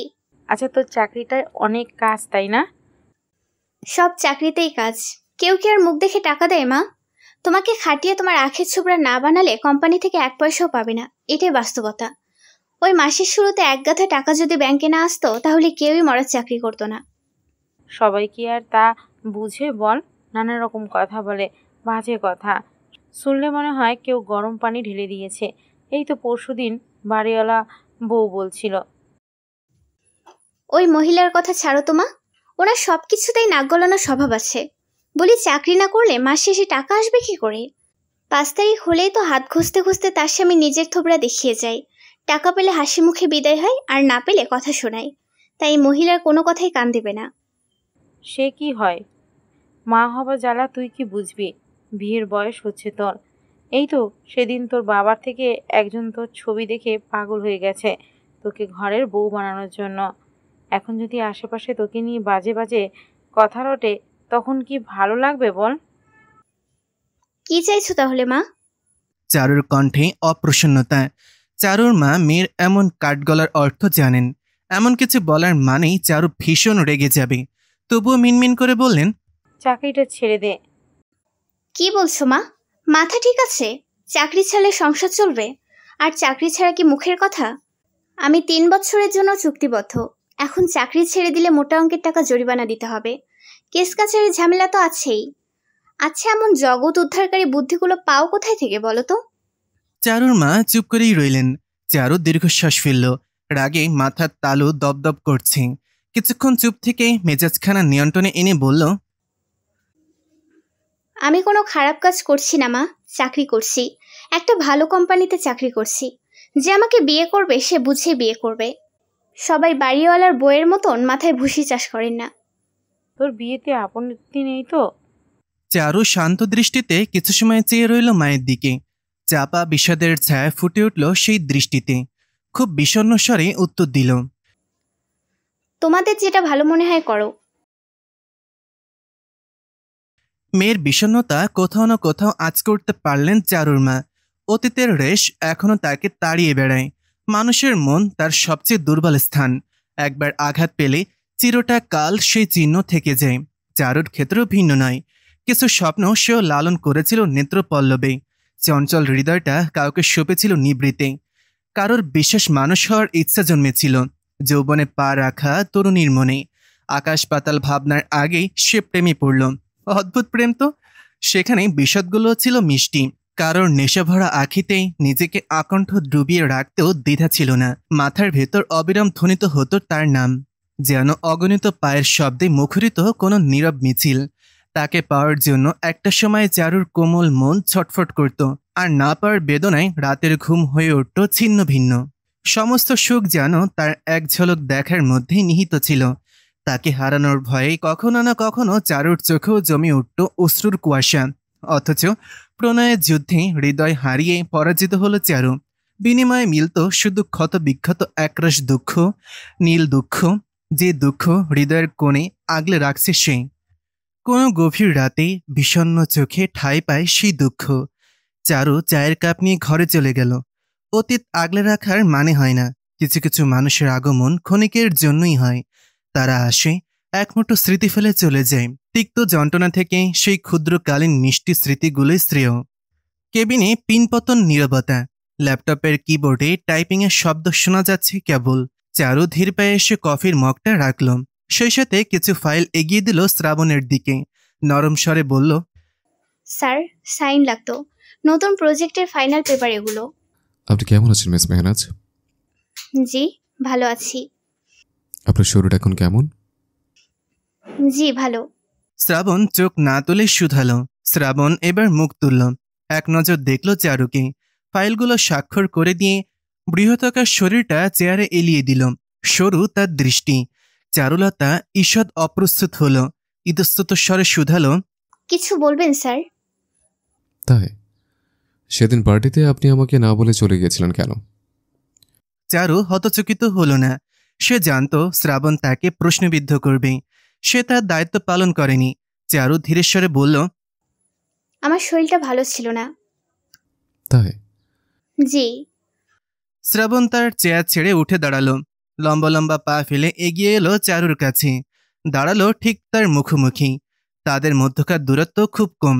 চারু নতমস্তকে দাঁড়িয়ে আছে। হাত পা ঠান্ডা হয়ে আসছে। শ্রাবণ বুকে হাতগুলো বেঁধে ঝুঁকল কিছুটা। ভারী স্বরে আবারও শুধালো, সেদিন পার্টিতে আপনি আমাকে না বলে চলে গিয়েছিলেন কেন? শ্রাবণের গাঢ় স্মিত স্বর কানে পৌঁছাতেই চারু কেঁপে উঠল ঈষৎ। কথাগুলো দলা পাকিয়ে গেল। মিথ্যাগুলো গুবলেট হয়ে গেল। শ্রাবণ ঠিক তার কানের কাছে এসে বলল, আমার মানুষ আমার থেকে কিছু লুকালে আমার ভাল লাগে না মিস মেহনাজ। আমি কিছু লুকাইনি। সত্যি? চারু ভাষা খুঁজে পেল না। অস্থিরতা অনুভব হলো ভেতরে। বুকটা কাঁপছে যেন। অনুভূতি এমন যেন নকল করতে যে হুট করেই ধরা পড়ে গেছে। অথচ সে কোনো নকল করেনি। শ্রাবণ তার কপালে আঙুল ঠেকিয়ে বলল, আপনি কি জানেন আপনি খুব বাজে মিথ্যুক? আমি শেষবার মতো জিজ্ঞেস করছি, কেন আমাকে না জানিয়ে চলে গিয়েছিলেন? বলতে কি হতো? বাস্টারটাকে বুঝিয়ে দেওয়া হতো শ্রাবণ তালুকদার মানুষদের ছোঁয়ার পরিণাম। চারু মাথা তুলে তাকালো। শ্রাবণের গাঢ় নয়ন তার মাঝে নিবদ্ধ। দৃষ্টিটা বড্ড বিচিত্র। জলজল করছে আগুনের লেলিহান শিখার মতো। চারু ধীরস্বরে বলল, থাক না স্যার, যা হয়ে গেছে সেটা তো হয়ে গেছে। যা হয়ে গেছে সেটা যেন কখনো না হয় সেটার জন্য বলছে। আগামীবার যেন অন্যের থেকে আমার জানতে না হয় মিস মেহনাজ। সেক্রেটারি হিসেবে আমার দায়িত্ব যেমন আপনার, বস হিসেবে আপনার দায়িত্ব আমার। আমার মানুষকে কেউ আঘাত করবে তা আমার সহ্য হয় না। ভাগ্যে সে মরে গেছে, এত মৃত্যুর থেকে জঘন্য কিছু তাকে উপহার দিতাম। শেষ কথাটায় চারুর শির দ্বারা বেশ শীতল শিহরণ বয়ে গেল। তীব্র হিংস্রতা ছিল যেন কণ্ঠে। গায়ে কাটা দিল শীতলতায়। চারুর আর দাঁড়াতে ইচ্ছে হলো না। এখান থেকে চলে গেলেই যেন মুক্তি। ঈষৎ কাপাসরে বলল, আমি আমার চেয়ারে যাই স্যার। আমি না বললে কি করবেন? জি। চারুর চোখগুলো বড় হয়ে গেল। তার চোখ মুখ ফ্যাকাশে বর্ণ ধারণ করল। শ্রাবণের আচরণ তাকে এলোমেলো করে দিচ্ছে। অচেনা লাগছে এই চেনা জল্লাদকে। শ্রাবণ বাঁকা হাসল। মৃদুস্বরে বলল, যান। চারু এলোমেলো পায়ে দ্রুত প্রস্থান করতেই চাইল, কিন্তু সেখানেই বাঁধল গোল। স্বাক্ষরকৃত ফাইলগুলো নিতে যেয়ে তড়িঘড়িতে শ্রাবণের গরম কফির মগে ধাক্কা লাগলো, আর কফি শুদ্ধ মগ মেঝেতে পড়ে ঝনঝন করে চূর্ণ বিচূর্ণ হয়ে গেল। ঘটনায় বিমূঢ় হয়ে কিছুক্ষণ চেয়ে রইল চারু। তার মুখখানা চুপসে গেল। শ্রাবণ অবিচলিত। সে এক দৃষ্টিতে তাকিয়ে রয়েছে চারুর দিকে। চারুর চটজলদি ভাঙা মগের কাজ হাতে তুলে দিতেই হাতে কাজ বিঁধল। চিনচিনে ব্যথায় চোখ মুখ কুচকে গেল তার। আঙুল কেটে ঝরঝরে পড়ল রক্তিম লহুধারা। শ্রাবণ এবার খপ করে তার হাতখানা ধরল, টেনে তুলল চারুকে। তার চোখের দিকে তাকাতেই চারু ভাষাশূন্য হয়ে গেল, কিছু বলতে পারল না। শ্রাবণ তাকে একরকম টেনে বসালো সোফাতে। চারুর রক্তাক্ত হাত তখন শ্রাবণের বিশাল হাতের মাঝে। চারু হাতটা সরাতে চাইলে শ্রাবণের কড়া স্বর কানে এলো, একদম নড়বেন না, ঝিম মেরে বসে থাকুন। আঙুলে বিঁধে থাকা ক্ষুদ্র কাচের অংশটা খুব সাবধানে বের করলো শ্রাবণ। ধীরে ধীরে ডেটল লাগিয়ে দিল, খুব সাবধানে আঙুলে ব্যান্ডেজ লাগালো। চারু জুবুথুবু হয়ে বসে রইল। সে লজ্জিত, তার অসাবধানতার জন্য শ্রাবণের মগটাও ভেঙে গেল, ফাইলগুলো ভিজে গেল, কাজ বাড়ল শুধু শুধু। হঠাৎ কানে এলো, আমার সামনে ঠোঁট কামড়াবেন না মিস মেহরাজ, আমি এমন কিছু করিনি যে ঠোঁট কামড়াতে হবে। সাবধানে কাজ করবেন, মনে রাখবেন আপনি আমার অধিক গুরুত্বপূর্ণ মানুষ। চারু ফ্যাল ফ্যাল করে চেয়ে রইল। অস্পষ্ট স্বরে শুধল, জি। আপনি সেক্রেটারি, আপনার কাছে হলে আমার কাজ হ্যাম্পার হবে। ও আপনি কোন কিছু ভেবেছিলেন? না। এখন কি আমার কাছেই থাকবেন? জি। বলছি এখানে থাকবেন নাকি নিজের চেয়ারে যাবেন? যদি এখানে কাজ করার ইচ্ছে থাকে আমি আপনার ডেস্ক এখানে অ্যারেঞ্জ করে দিচ্ছি। আমি আসছি স্যার।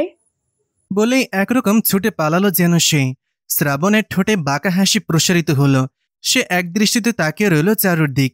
চারু, চারুলতা, কেবল তার চারুলতা, কেবল এবং তারই চারুলতা। বিকেলের পড়ন্ত সূর্য যখন ডোবার প্রস্তুতিতে ব্যস্ত, একটা দীর্ঘ মিটিং শেষ করে অবশেষে বের হলো শ্রাবণ এবং চারু। খুব দামি একটা রেস্টুরেন্টের প্রাইভেট কামরা বুক ছিল। টানা 2.5 ঘন্টা মিটিংয়ের পর অবশেষে বেশ বড় একটা ডিল ফাইনাল হলো। এতে কোম্পানির বিশাল অঙ্কের লাভ। দুপুরের খাবারটাও ক্লায়েন্টের সাথেই করেছে তারা। চারু হাত টানা দিল, তার এখন অফিসে ফেরত যেতে ইচ্ছে করছে না। কিন্তু অফিস টাইম এখনো শেষ হয়নি। শ্রাবণের মাঝে ক্লান্তির লেশ নেই, মুখমণ্ডলে কোনো ক্লেশ নেই। শার্টের হাতাখানা গুটিয়ে বলল, মিস মেহরাজ, নেক্সট শিডিউল কি? আপাতত কোনো শিডিউল নেই। নতুন প্রজেক্ট সাইটে একবার ভিজিটের কথা বলেছিলেন, আজ যাবেন? কিন্তু এখন তো সন্ধে হয়ে এসেছে স্যার। শ্রাবণ ঘড়ির দিকে তাকালো। পূর্বাচল যেতে যেতে সন্ধ্যা হয়ে যাবে, সাইটের কাজ কিছুই দেখা যাবে না। কিছু একটা ভেবে বলল, অফিসে চলুন। এখন অফিসে যাবেন? আমি বলি কি, আজ বরং থাক, আপনি বরং বাসায় যান, একটা লম্বা ঘুম দিন, শরীরের রেস্টও দরকার স্যার। আপনি চরম মাত্রা ফাঁকিবাজ মহিলা। ফয়সালকে ফোন করুন, গাড়িতে আনতে বলুন। যথা আজ্ঞা। এই ক্ষুদ্র জীব ভুল করেছে, ক্ষমা করে দিন। ভৎসনার স্বরে বলল চারু। ড্রাইভারকে ফোন করলো বিরস ভঙ্গিতে। তারপর ধীর স্বরে বলল, স্যার চা খাবেন? আমি চা খাই না। তাহলে আমি খাই, আপনি দেখুন। আপনি কি রাস্তায় দাঁড়িয়ে চা খাবেন? রাস্তায় দাঁড়িয়ে চা খাওয়া কি অপরাধমূলক কিছু? আমাকে কেউ জরিমানা করবে, নাকি এখন রাস্তায় দাঁড়িয়ে চা খেলে আমাকে জেলে ভরা হবে? কোনটা? এত কথা বলেন আপনি। তাহলে চা খেতে যাই? জাহান্নামে যান। ধন্যবাদ। যাবেন আমার সাথে? Just go. জি জাহাপনা। বলেই দাঁত বের করে হাসলো চারু। হনহন করে হাঁটলো চা খাবার উদ্দেশ্যে। চায়ের দোকানে 1 কাপ দুধ চা অর্ডার করলো। চা আসলে সে আয়েশ করে চা খেলো। এদিকে যে সময় পেরিয়ে যাচ্ছে তাতে তার ভ্রুক্ষেপ নেই। আয়েশ করে চা খেয়ে চায়ের বিল চুকালো সে। 20 মিনিট হয়ে গেছে। জল্লাদ নিশ্চয়ই রাগে লাল বেগুনি হয়ে গেছে। এখন না গেলে আকাশ বাতাস কাঁপিয়ে হুঙ্কার ছাড়বে। ফলে যাবার জন্য পা বাড়ালো চারু। ঠিক তখনই একটা পরিচিত কণ্ঠে থমকে গেল চারুর পৃথিবী। বিমূঢ় দৃষ্টিতে চাইল যখন সে চিরচেনা কণ্ঠে বহুকাল পর সে শুনল, ভালো আছো চারু? চারু স্থবির নয়নে তাকিয়ে রয়েছে তার সামনে দাঁড়ানো পুরুষটার দিকে। সেই মুখশ্রী, সেই কণ্ঠ, সেই নমনীয়তা। শুধুমাত্র সময়ের চক্রটাই বদলে গেছে। যে মানুষটার একসময় তার হাসির কারণ ছিল, আজ সে কেবলই একদলা ধূসর স্মৃতি। সেই স্মৃতিটাকে আয়েশ করে কোনো এক বিকেলে ওলটপালটে কেবল দেখা যায়। চারুর হাত পা শক্ত হয়ে গেছে। চায়ের স্বাদটাও গলায় তিক্ত লাগছে। চারু নিজেকে সামলালো, কোনো উত্তর দিল না। তার অনেক ব্যস্ততা। এমন ভঙ্গি করে সে পা বাড়ালো যাবার জন্য। তখনই পেছন থেকে তার হাত টেনে ধরল মানুষটা। বিষণ্ণ স্বরে বলল, কথাও বলবে না চারু? আমাদের কথা বলার সম্পর্ক কি আছে রুশান? রুশান থমকালো। তার চোখে মুখে বিষণ্ণতা গাঢ় হলো। তবে হাতখানা ছাড়ল না। স্মিত স্বরে শুধালো, আজ আমাদের সম্পর্কের শেষটা তুমিই টেনেছিলে। চারু মৃদু হাসল, হাতটা ছাড়ালো রুশানের থেকে, খুব হালকা গলায় বলল, তুমিও তখন আমাকে আঁকড়ে ধরনি রুশান, আমাকে যেতে দিয়েছো। চারু দাঁড়িয়ে রইল না, তার অন্তঃস্থল ভার হয়ে আসছে, নিঃশ্বাস নিতে কষ্ট হচ্ছে। অবিচলিত থাকায় অভিনয়টা হয়তো বেশিক্ষণ করা সম্ভব হবে না। এখনই চোখ থেকে গড়িয়ে পড়বে পানি, তার দৃঢ় ব্যক্তিত্বটা হয়তো নষ্ট হয়ে যাবে। চারু দ্রুত পা চালালো, পেছনে একরাশ দীর্ঘশ্বাস নিয়ে দাঁড়িয়ে রইল তার অতীত। শ্রাবণ ঘড়ি দেখছে, তার চোখ মুখে বিরক্তি। মেয়েটা কখন গিয়েছে, এখনো আসছে না? চা খেতে কত সময় লাগে? চারুকে যেতে দেওয়াটাই ভুল ছিল, বলা উচিত ছিল আমার সামনে দাঁড়িয়ে থাকো। বিরক্তিতে সূচক শব্দ উচ্চারণ করল শ্রাবণ। ড্রাইভারকে কঠিন স্বরে বলল, মিস মেহরাজকে খুঁজে নিয়ে আসো। ড্রাইভার তৎক্ষণাৎ চারুকে খোঁজার জন্য প্রস্তুত হয়ে গেল, কিন্তু তাকে কোথাও যেতে হলো না। চারু চলে এসেছে। তাকে এক নজর নিপুণভাবে দেখে নিল শ্রাবণ। চারুর মুখ ফুলে গেছে, চোখ ভেজা, চোখের কাজল বিশ্রীভাবে লেপটে গেছে, নাক লাল হয়ে আছে, শ্বাসসজ্জা এলোমেলো, মুখ ধুয়ে এসেছে সে। তবুও তার দৃষ্টিতে বিষণ্ণতা, চিৎকার করে নিজের অস্তিত্ব জানান দিচ্ছে। শ্রাবণ খুব শান্ত স্বরে শুধালো, are you okay miss Mehraj? Charu মাথা নাড়ালো। শ্রাবণের চোখ ছোট হয়ে গেল। মেয়েটা মিথ্যা বলছে। শ্রাবণ খুব একটা উদ্বেগ দেখালো না, ড্রাইভারকে বলল, মিস মেহরাজের বাসায় চলো। চারু একটু অবাক হলো, উদ্ধরান্ত কণ্ঠে শুধালো, অফিসে যাব না? না, মুড নেই। আর কোনো কথা হলো না দুজনের মধ্যে। সারাটা রাস্তা চারু চুপ করে বসে রইল। আকাশ মেঘলা, বৃষ্টি হবে হবে করছে, ঠান্ডা বাতাস বইছে, নুয়ে পড়ছে রাস্তার ধারে চিকুন গাছগুলো। চারুর বাড়ির সম্মুখে গাড়ি থামল। চারু নামল, ধন্যবাদ জানালো নত মস্তক হয়ে। শ্রাবণ তার দিকে তাকিয়ে রইল। সে ততক্ষণ অব্দি অপেক্ষা করল যতক্ষণ চারু বাড়ির ভেতর চলে না যায়। চারুর ঘরের পর্দাটা এখনো দেওয়া। শ্রাবণ কিছুক্ষণ তাকিয়ে রইল, তারপর গম্ভীর আদেশ দিল ড্রাইভারকে, চলো। চারু ঘরে আসতেই গা এলিয়ে দিল বিছানাতে। তার শরীর চলছে না, মনটা খুব আবেগপ্রবণ হয়ে আছে, চোখ ঝাপসা হয়ে যাচ্ছে বারে বারে। রুশান আখতাব, ছেলেটা তার জীবনের এক বিশাল অংশ জুড়ে ছিল। তার সাথে ভয়ঙ্কর প্রেম ছিল চারুর, ভয়ঙ্কর প্রেম, যে প্রেম মস্তিষ্কে সম্পূর্ণ নাস্তানাবুদ করে দিতে পারে। তাদের পরিচয় হয়েছিল কলেজে। রুশান চারুর সমবয়সী। তাদের প্রথম কথা বলা শুরু হয়েছিল কোনো একটা নোটের বাহানায়। চারু মনোযোগী ছাত্রী, প্রথম বেঞ্চে বসে সুন্দর করে নোট করা ছিল তার অভ্যাস। যেমন তেমন নোট করত না সে, একেবারে সুন্দর করে নানা রঙের কলম দিয়ে, হেডলাইন দিয়ে নোট করত সে। তার কাছে থাকতো নানা রঙের কলম, সেই কলম ছড়িয়ে থাকতো বেঞ্চের ওপর, সবগুলোর মুখটা খোলা। তার মনোযোগ নিবদ্ধ স্যারের দিকে। স্যারের বলা এক একটা শব্দ সে খাতায় তুলত। তার এই স্বভাবের জন্য তার নাম হলো নোটকুমারী। রোশনের বন্ধুমহল ছিল পৃথিবীখ্যাত ফাজিলের দল। তারা ক্লাসে কখনো কলম আনত কিনা সন্দেহ। একটা খাতায় থাকতো সবার সামনে, সেই খাতা ঘুরে ঘুরে 9 জনের সামনে যেত। অথচ স্বভাবের একেবারে অমিল দুইটা মানুষ একে অপরের প্রেমে হাবুডুবু খেল। যে সে প্রেম না, আকণ্ঠ ডুবে যাওয়া, আবেগের জোয়ারে একে অপরকে ভাসিয়ে দেওয়ার মতন প্রেম। প্রেমের সূত্রপাত যে কবে হয়েছে সেটা হয়তো চারু বলতে পারবে না। রুশান হুট করে একদিন তার পাশে এসে বসল, মুখে হাত দিয়ে বলল, এই নাটকুমারী, ক্যাশ ফ্লোটা বুঝিয়ে দাও।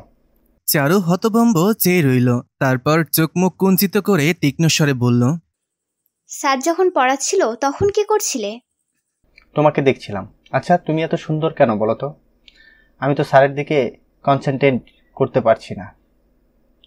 এত সুন্দর হতে কে বলেছে তোমাকে? আমি জগৎ চিন্তা ছেড়ে তোমাকেই দেখি শুধু।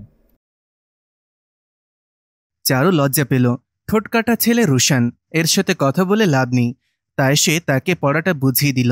রুশান তার দিকে চেয়ে রইল, বড্ড বেলেহাজ পুরুষ, দৃষ্টি হৃদয় কাঁপিয়ে দেয়। চারু ক্যাশফুলও বুঝিয়ে বলল, বুঝেছো? তোমার নাম্বারটা দিবে? বাড়ি যাই যদি ভুলে যাই তাহলে ফোন করে ক্লিয়ার হব।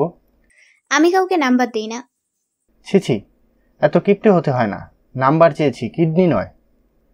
অবশ্য আমি কিডনি চাইবো না, চাইবো শুধু তোমার হৃদয়। দিবে আমাকে? অশ্লীল ছেলে। চারু চোখ গরম করে চাইল। রুশান ভুরুক্ষেপ দেখালো না, তার চোখের দৃষ্টি আগের মতো, সে নির্লজ্জের মতন চারুর গাল টিপে দিল। হাসতে হাসতে বলল, এত রেগো না, রাগলে তোমাকে চুমু খেতে ইচ্ছে করে। সবার সামনে চুমু খেলে তুমি লজ্জা পেয়ে যাবে। চারুর দৃষ্টিতে কাঠিন্য বাড়ল। রুশান সেই দৃষ্টিকে বুড়ো আঙুল দেখিয়ে চলে গেল। ছেলেটা কোথা থেকে তার নাম্বার জোগাড় করলো চারু বুঝতে পারল না। প্রথমেই হোয়াটসঅ্যাপে খোঁচাখোঁচা শুরু হলো। বড্ড অদ্ভুত অদ্ভুত কথা বলতো ছেলেটা। একদিন বলল, এই চারু, তোমাকে চুমু খেতে খুব ভালো লাগছে, হৃদয়ে জ্বলছে। চারু সেই মেসেজ দেখে মাথায় হাত দিয়ে ফেলল। তারা চুমু কখন খেল? সে উত্তর দিল, কি অসভ্য কথা, আমাকে চুমু কখন খেলে? এই তো মাত্র। হ্যাঁ, ভয় পেও না। যাক, ভয়ের জন্যে কথা তো বললে, ভয় পেও না। আমি সিগারেটের ফিল্টারে তোমার নাম লিখে তার ঠোঁটের ফাঁকে রেখেছি, অর্থাৎ আমি তোমাকে ঠোঁটের ফাঁকে রেখেছি, সেই অর্থে তোমাকে চুমুই খাচ্ছি। চারু হেসে ফেলল। নির্লজ্জ ছেলেটার এই অদ্ভুত অদ্ভুত কথার মায়ায় পড়ে সে নাস্তানাবুদ হলো। একটা সময় এই কথা বলা অভ্যাস হয়ে গেল। অভ্যাস কখন মানুষের মাঝে প্রেমের সঞ্চার করল সেটার খোঁজ কেউ রাখেনি। নোটকুমারী আকণ্ঠ প্রেমে ডুবল ফাজিল সর্দারের। ধীরে ধীরে প্রেমের বেড়া জালে নিজেকে অর্পণ করেছিল তারা। পৃথিবী নিয়ে ভাবতে নারাজ তারা দুজন। তাদের বিস্তার তখন নিজেকে আপন কল্পনা মহলে। সেই কল্পনা মহলে চির ধরল। কালবৈশাখীর তীব্র ঝাপটা এসে তাদের সেই সুন্দর মুহূর্তগুলোকে ছিন্ন ভিন্ন করে দিল। এক গধূলিতে অচেনা নাম্বার থেকে ফোন এলো। খুব দ্বিধান্বিত হয়ে ফোন ধরল চারু। ওপাশ থেকে খড়খড়ে এক মহিলার কণ্ঠ, এটা কি চারুর নাম্বার? জি, আমি চারু বলছি। আমি রোশনের আম্মা বলছি। চারু থতমত খেল। উত্তেজনা তার মস্তিষ্কে শূন্য করে দিল। সে নিঃশ্বাস নিতে ভুলে গেল যেন। আমতা আমতা করে বলল, আসসালামু আলাইকুম আন্টি। ওয়ালাইকুম আসসালাম। চারু চুপ করে রইল। কি বলবে বুঝতে পারছি না। রোশনের আম্মু একটু থেমে বলল, দেখো চারু, আমার ঘুরিয়ে পেঁচিয়ে কথা বলার ইচ্ছে নেই। যা বলবো সোজা সাপটা। এই রোশন আমার বড় ছেলে, সে আমার অহংকার। আমি অনেক স্বপ্ন দেখি তাকে নিয়ে, তাই আমি চাই না সে এখন এইসব নোংরামিতে জড়াক। প্রেম করার জন্য জীবন পড়ে আছে, আগে ভবিষ্যৎ। রোশন ফেলের পর ফেল করছে। আমার ছেলে এত খারাপ ছাত্র নয়। আমি তো ভেবেই পাচ্ছি না সমস্যা কোথায়। অবশেষে বুঝলাম ঝামেলা কোথায়। তুমি আমার ছেলের ভবিষ্যৎ নষ্ট করছো, তাই আমি চাই তোমার আর যোগাযোগ না করো তোমরা। বন্ধু আমাদেরও ছিল, কিন্তু পড়াশোনার আগে। তোমার পাল্লায় আমার ছেলের ভবিষ্যৎ, ক্যারিয়ার সব নষ্ট হয়ে যাচ্ছে। আমি চাই না আমার ছেলে গোল্লায় যাবে। আমি সেটা দেখব, এমনটা হবে না। মহিলার এমন কথায় হতবিহ্বল হয়ে বসে রইল চারু। ছোটবেলা থেকে তার আত্মসম্মান প্রবল। রোশনের রেজাল্ট খারাপের সাথে চারুর কোনো যোগসূত্র নেই। সে তো নিজেই তার ভবিষ্যৎ সম্পর্কে অসচেতন। ফলে রোশনের আম্মার কথাগুলো প্রবলভাবে আত্মসম্মানে আঘাত হানল চারুর। প্রেমের গভীরত্বের মধ্যে ফাটল ধরল। রোশনকে বলতেই সে স্বাভাবিক স্বরে বলল, মায়ের কথায় কান দিও না। উনি আমাকে যা নয় তাই বলবে, আমি কান দিব না? না, দিবে না। উনিও কিন্তু ভুল কিছু বলেনি। তুমি যদি আর সুন্দর করে পড়াশোনা করতে তাহলে উনি আমাকে কথা শোনাতেন না। চারু, আমি দুটো প্রেমের কথা বলতে আর শুনতে এসেছি, ঝগড়া করতে আসিনি। এসেছই কেন? আমি তোমাকে কখনো বলিনি আমার প্রেমে পড়ো। এখন প্রেমে পড়ে অন্যায় হয়েছে? হয়েছে, 100 বার হয়েছে। আর তোমার আম্মু আমার নাম্বার কোথায় পেলেন? উনি এভাবে আমাকে কঠিন কথা বলার সুযোগ পেয়েছেন তোমার জন্য। তুমি নিজের ভবিষ্যতের প্রতি অসচেতন, অথচ দায়ভার আমার নিতে হচ্ছে কেন? এখন কি প্রেমে পড়তে হলে ক্লাসে ফার্স্ট হতে হবে? তুমি ফাজলামি ছাড়ো রোশন, আমি সিরিয়াস। আমার অসহ্য লাগে তোমার ফাজলামি। তোমার আম্মু এখনই আমাকে অপছন্দ করছেন। আমাদের ভবিষ্যৎটা কোথায় গিয়ে দাঁড়াবে চিন্তা করেছো? ধেৎ শালা, দুদণ্ড প্রেম করব তাও শান্তি নেই, ফ্যাচের ফ্যাচের। এত খারাপ লাগলে আমার সাথে প্রেম করছো কেন? অসহ্য। রোশনের রুক্ষ কথায় আহত হলো চারু। বিষণ্ণ কণ্ঠে বলল, ভুল করেছি। সম্পর্কের বিচ্ছেদটা সেদিন ঘটেনি, ঘটেছিল আরও পরে, যখন তিক্ততার শিখরে উঠে গিয়েছিল। রোশন তাকে আটকানোর প্রচেষ্টাও করেনি। বিচ্ছেদটা যত সহজ ভেবেছিল ততটা সহজ ছিল না চারুর জন্য। মায়ের বেড়াজাল তার হৃদয়কে প্রতি মুহূর্তে কাঁদাত। সেই কান্নাগুলোর সাক্ষী এই চার দেয়াল। চারু নিজেকে ভাঙতে দেয়নি। সকলের সম্মুখে স্বাভাবিক থেকেছে, কিন্তু আড়ালে নিজের দুঃখগুলোকে গড়লের মতন গিলতে হয়েছে তাকে। আজও তাই হচ্ছে। অতীতের সে স্মৃতিগুলো আবার তার ক্ষত হৃদয়টাকে আঘাত করছে। চোখ ভিজে আছে চারুর, চোখে রাজ্যের ঘুম। কখন ঘুমিয়ে পড়ল হুঁশ রইল না। শাওয়ার ছেড়ে একটা সাদা টি শার্ট গায়ে দিল শ্রাবণ। চুল মুছিনি, পানি গড়িয়ে পড়ছে ঘাড়ে গলা বেয়ে। রুমে একটা মৃদু পাওয়ারের বেগুনি আলো সহ্য হচ্ছে তার। সে এসে তার রকিং চেয়ারে বসল, কোলে ল্যাপটপটা রাখল। তখনই ফোন বেজে উঠল কর্কশ স্বরে। বিরক্তি নিয়ে ফোন ধরল শ্রাবণ। ওপাশ থেকে শুনল কিছু। শ্রাবণ সহজ গলায় বলল, যা ইচ্ছে করো। ফোন রেখে দিল। ল্যাপটপের ডেস্কটপে চারুর একটা ছবি। সে হাতে ভর দিয়ে চোখ বুজে আছে নিজ টেবিলে। ছবিটার দিকে এক নয়নে তাকিয়ে রইল শ্রাবণ। তার দৃষ্টির ধার কমল, ছলকালো এক নেশা ঘোর। একা একাই বলল, তুমি কাঁদছিলে কেন চারুলতা? কার জন্য? শুক্রবার দিন, চারু আজ বাসায়, অফিস ছুটি। শ্রাবণও তাকে আজ কোনো কাজই ডাকেনি। জলাদ শুক্রবার ব্যস্ত থাকবে, তাই চারুকে কড়া নির্দেশ দিয়েছে যেন তাকে ফোন না দেয়। চারু মনে মনে বলল, তোমাকে আমি ফোন দিব? খেয়ে কাজ নেই আমার? এর মধ্যে এক অদ্ভুত ঘটনা ঘটল। মা এসে জানালেন, আজ বাসায় থাকবি, তোকে দেখতে আসছে। চারু না করতে পারল না। মেয়েদের বিয়ে দেওয়ার স্বপ্ন সব বাবা মার থাকে। চারুর বাবা মা ব্যতিক্রম নন। ছেলেপক্ষ নাকি চারুকে এক কাপড়ে নিয়ে যাবেন। ছেলে খুব ভালো চাকরি করে। মা বাবা খুবই আনন্দিত। চারু প্রথমে নির্বিকার থাকলেও বেশিক্ষণ থাকতে পারল না, কারণ ছেলেটা আর কেউই নয় বরং রুশান। চারু অবাক হলো। তার মনে হলো মাটি কাঁপছে, সে এখনই পড়ে যাবে। রুশানের মা নিজ হাতে তাকে আংটি পরানোর জন্য এসেছেন। চারু এবং রুশানকে যখন আলাদা কথা বলার সুযোগ দেওয়া হলো, চারু কঠিন স্বরে বলল, তুমি এখানে কি করছো? তুমি বলেছিলে না আমি তোমাকে আটকাইনি? হ্যাঁ, আটকাইনি, কারণ আমার সেই যোগ্যতা ছিল না। আজ আমার সেই যোগ্যতা আছে, তাই আজ তোমাকে আটকাতে চাই। এখন কেউ তোমাকে বলবে না তুমি আমার জীবন নষ্ট করেছো। চারু তাকিয়ে রইল রুশানের দিকে। হৃদয় কাঁপছে তার, চোখ ভিজে যাচ্ছে। খুব আনন্দে হৃদয় ভরে উঠছে যেন। সে অপেক্ষায় ছিল রুশানের, হয়তো ছিল। চারুকে খুব হাসি খুশি লাগছে। শ্রাবণ স্থির দৃষ্টিতে তার দিকে তাকিয়ে আছে। তার সামনে একটা মিষ্টির প্যাকেট, দামি মিষ্টি। সে মিষ্টি খায় না, চারুলতা সেটা জানে। ফলে হালকা স্বরে বলল, এগুলো কি? আমি জানি আপনি মিষ্টি খান না স্যার, কিন্তু আমি চাই আপনি মিষ্টিটা খান। আমার বিয়ে ঠিক হয়েছে স্যার, এই মিষ্টিটা তার। শ্রাবণ মিষ্টি পছন্দ করে না, তবু একটা মিষ্টি ভেঙে একটু খেল। তার চেহারার ভাব বদলালো না, চোখ জোড়া শান্ত সরবের মতন স্থির। চারু মিষ্টির প্যাকেটটা সাথে সাথে গুটিয়ে ফেলল। শ্রাবণ কিছু সময় তার দিকে তাকিয়ে রইল, অতঃপর উত্তাপহীন স্বরে শুধালো, আপনি কি খুশি এই বিয়েতে? চারু থমকালো, বিমূঢ় স্বর ফুটে উঠল চোখ মুখে। শ্রাবণ তার দিকে তাকিয়ে আছে, নির্বিশেষ দৃষ্টি।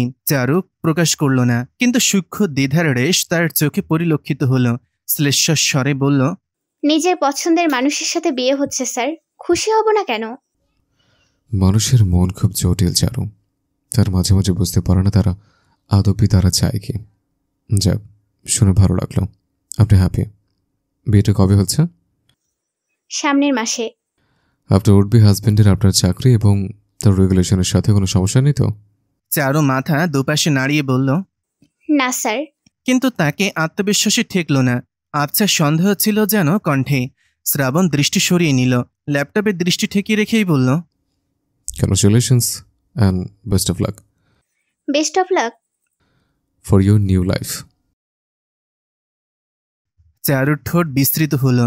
সে রুম থেকে বেরিয়ে গেল। ঘরময় নিস্তব্ধতা। শ্রাবণের চোয়াল শক্ত হয়ে গেল, নিদারুণ কাঠিন্য মুখশ্রীতে ছেয়ে গেল। চোখ জোড়া জ্বলছে যেন, ক্লান্তিতে ডুবন্ত চোখ জোড়া লাল হয়ে আছে। ঘুম হয়নি বলে কি এমন অনুভূতি? গলার কাজটা তেতো লাগছে। সিংহের মুখ থেকে শিকার কেড়ে নিলে তার মনস্থিতি যেমন অসহনীয় এবং ক্ষুব্ধতাপূর্ণ হয়ে যায়, শ্রাবণের অবস্থাও ব্যতিক্রম নয়।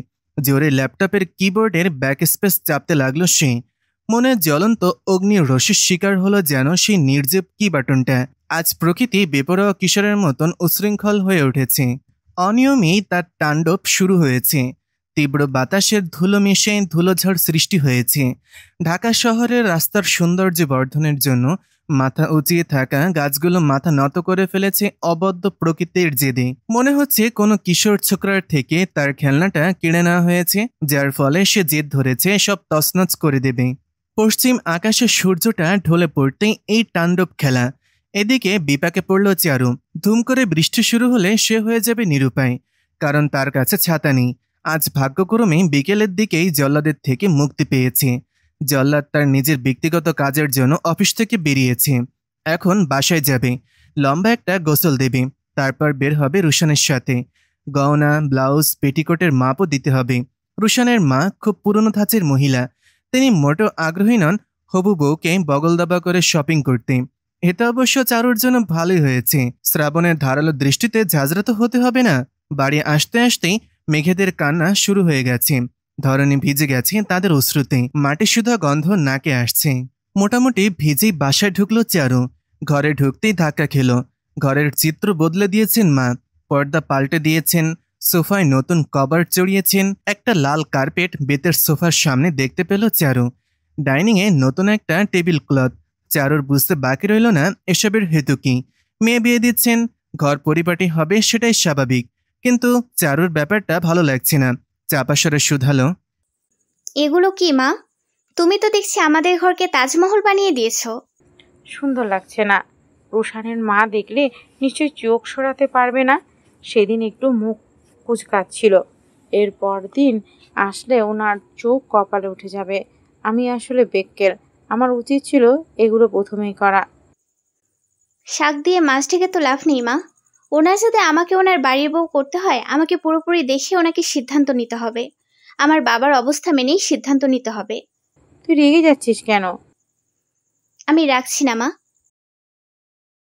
আলবাত রাখছিস, মা তোর হাড়ে হাড়ে চিনি তোকে। বেশ, আমি রাখছি। কেন রাখবো না মা? তুমি তাই দেখাতে চাইছো যা আমরা নই। আচ্ছা, এই টাকা পেলে কোথায়? ঘর দেখে তো মনে হচ্ছে বেশ খরচা করেছো।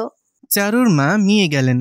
চারু এবার কিঞ্চিত রুক্ষস্বরে বলল, মা, আমি কিন্তু দেনা করে বিয়ের পক্ষপাতী নই।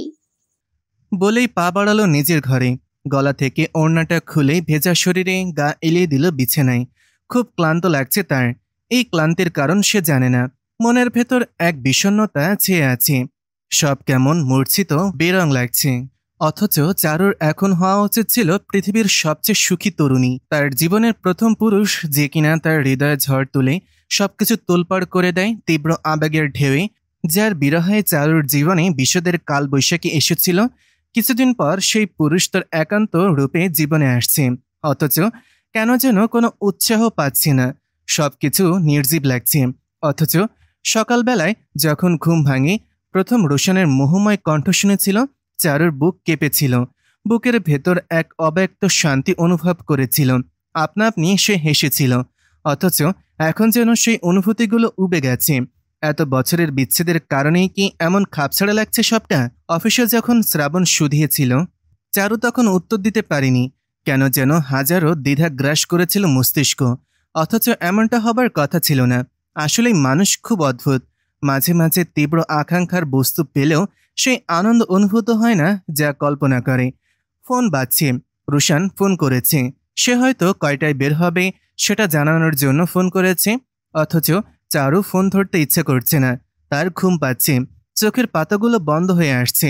মনে হচ্ছে কত রাত সে বিনিদ্র ছিল। রাতের আকাশে মেঘ জমেছে। চাঁদহীন আকাশটা আরো বেশি কালো লাগছে। বৃষ্টির পর ঝিরঝির বাতাসে প্রকৃতি শীতল হয়ে আছে। গরমের কোনো লেশ নেই। এমন আবহাওয়া ঘুমের জন্য একেবারে উপযুক্ত।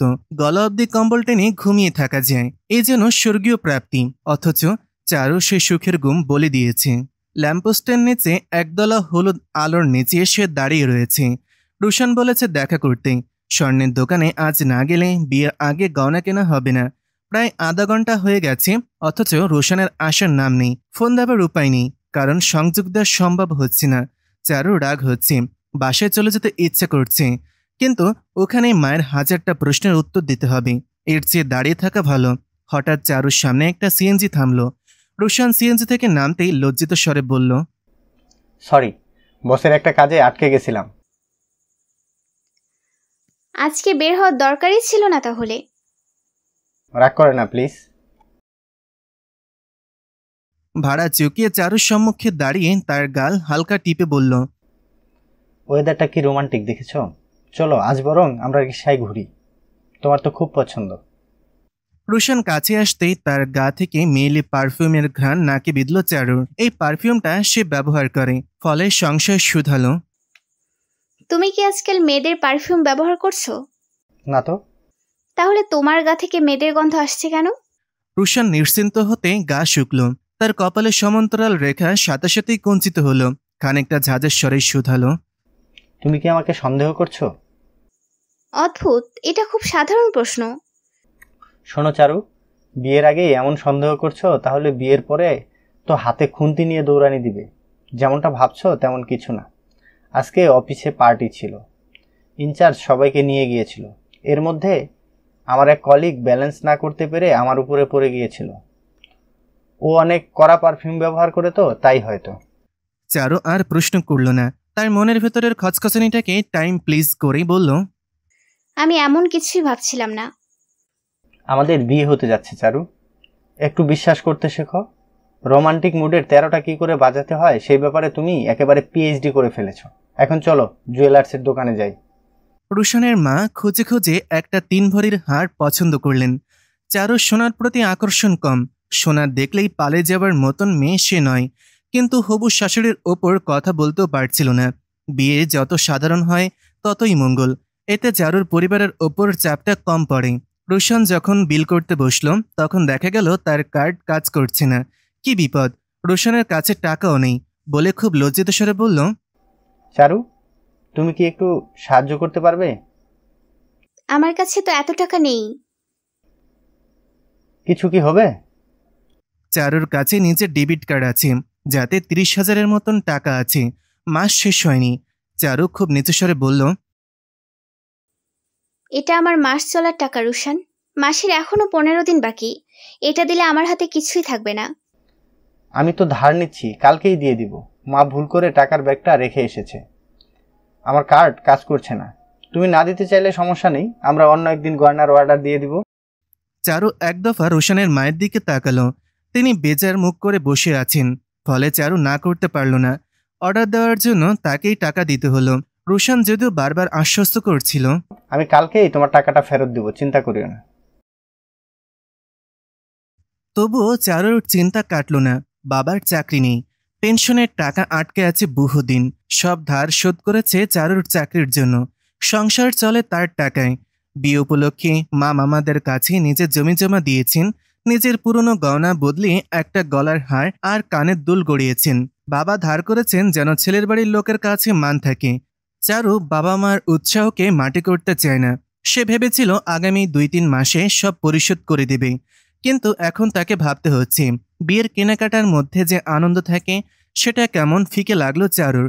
গয়নার দোকান থেকে বেরিয়েই বলল, রুশান, আমার কাল অফিস আছে, আমি আজ বাসায় যাই। আন্টি আসছি। বলেই হাঁটা দিল সে। একা একাই বাসে উঠে পড়ল। রুশানের অপেক্ষা করল না। শ্রাবণের কাছে একটা আবেদন জমা দিল চারু। 3 লাখ টাকার একটা লোন। এত লোন মাত্র কয়েক মাস কাজ করা কর্মচারীকে দেওয়া হয় না। শ্রাবণ তির্যক দৃষ্টিতে চাইল চারুর দিকে। চারু হাত কসলাচ্ছে, একটু পরপর ঠোঁট ভেজাচ্ছে। শ্রাবণ শীতল স্বরে শুধালো, এত টাকা কেন? ঋণ করে বিয়ে করবেন? ধরে নিন তাই। শ্রাবণ আর কিছু বলল না, সাইন করে দিল। নিরুদ্বেগ স্বরে বলল, ফাইন্যান্স ডিপার্টমেন্টে দিয়ে দিন। শ্রাবণের বক্রোক্তির জন্য প্রস্তুত ছিল চারু, কিন্তু তেমন কিছু ঘটল না। শুধু মানুষটা ধীর স্বরে বলল, আপনি কিন্তু আমার কাছে দায়বদ্ধ হয়ে গেলেন মিস মেহরাজ। বিকেল এবং সন্ধ্যার সন্ধিক্ষণ। আকাশের পশ্চিম কোণ বিক্ষিপ্ত হয়ে রয়েছে লাল রং। রক্তিম সূর্য ডোবার জন্য প্রস্তুতি নিচ্ছে। রুশান কোথা থেকে একটা বেগুনি ফুল গুজে দিয়েছে চারুর কানের ফাঁকে। চারু এক দৃষ্টিতে তাকিয়ে রয়েছে ঝিলের শান্ত পানির দিকে।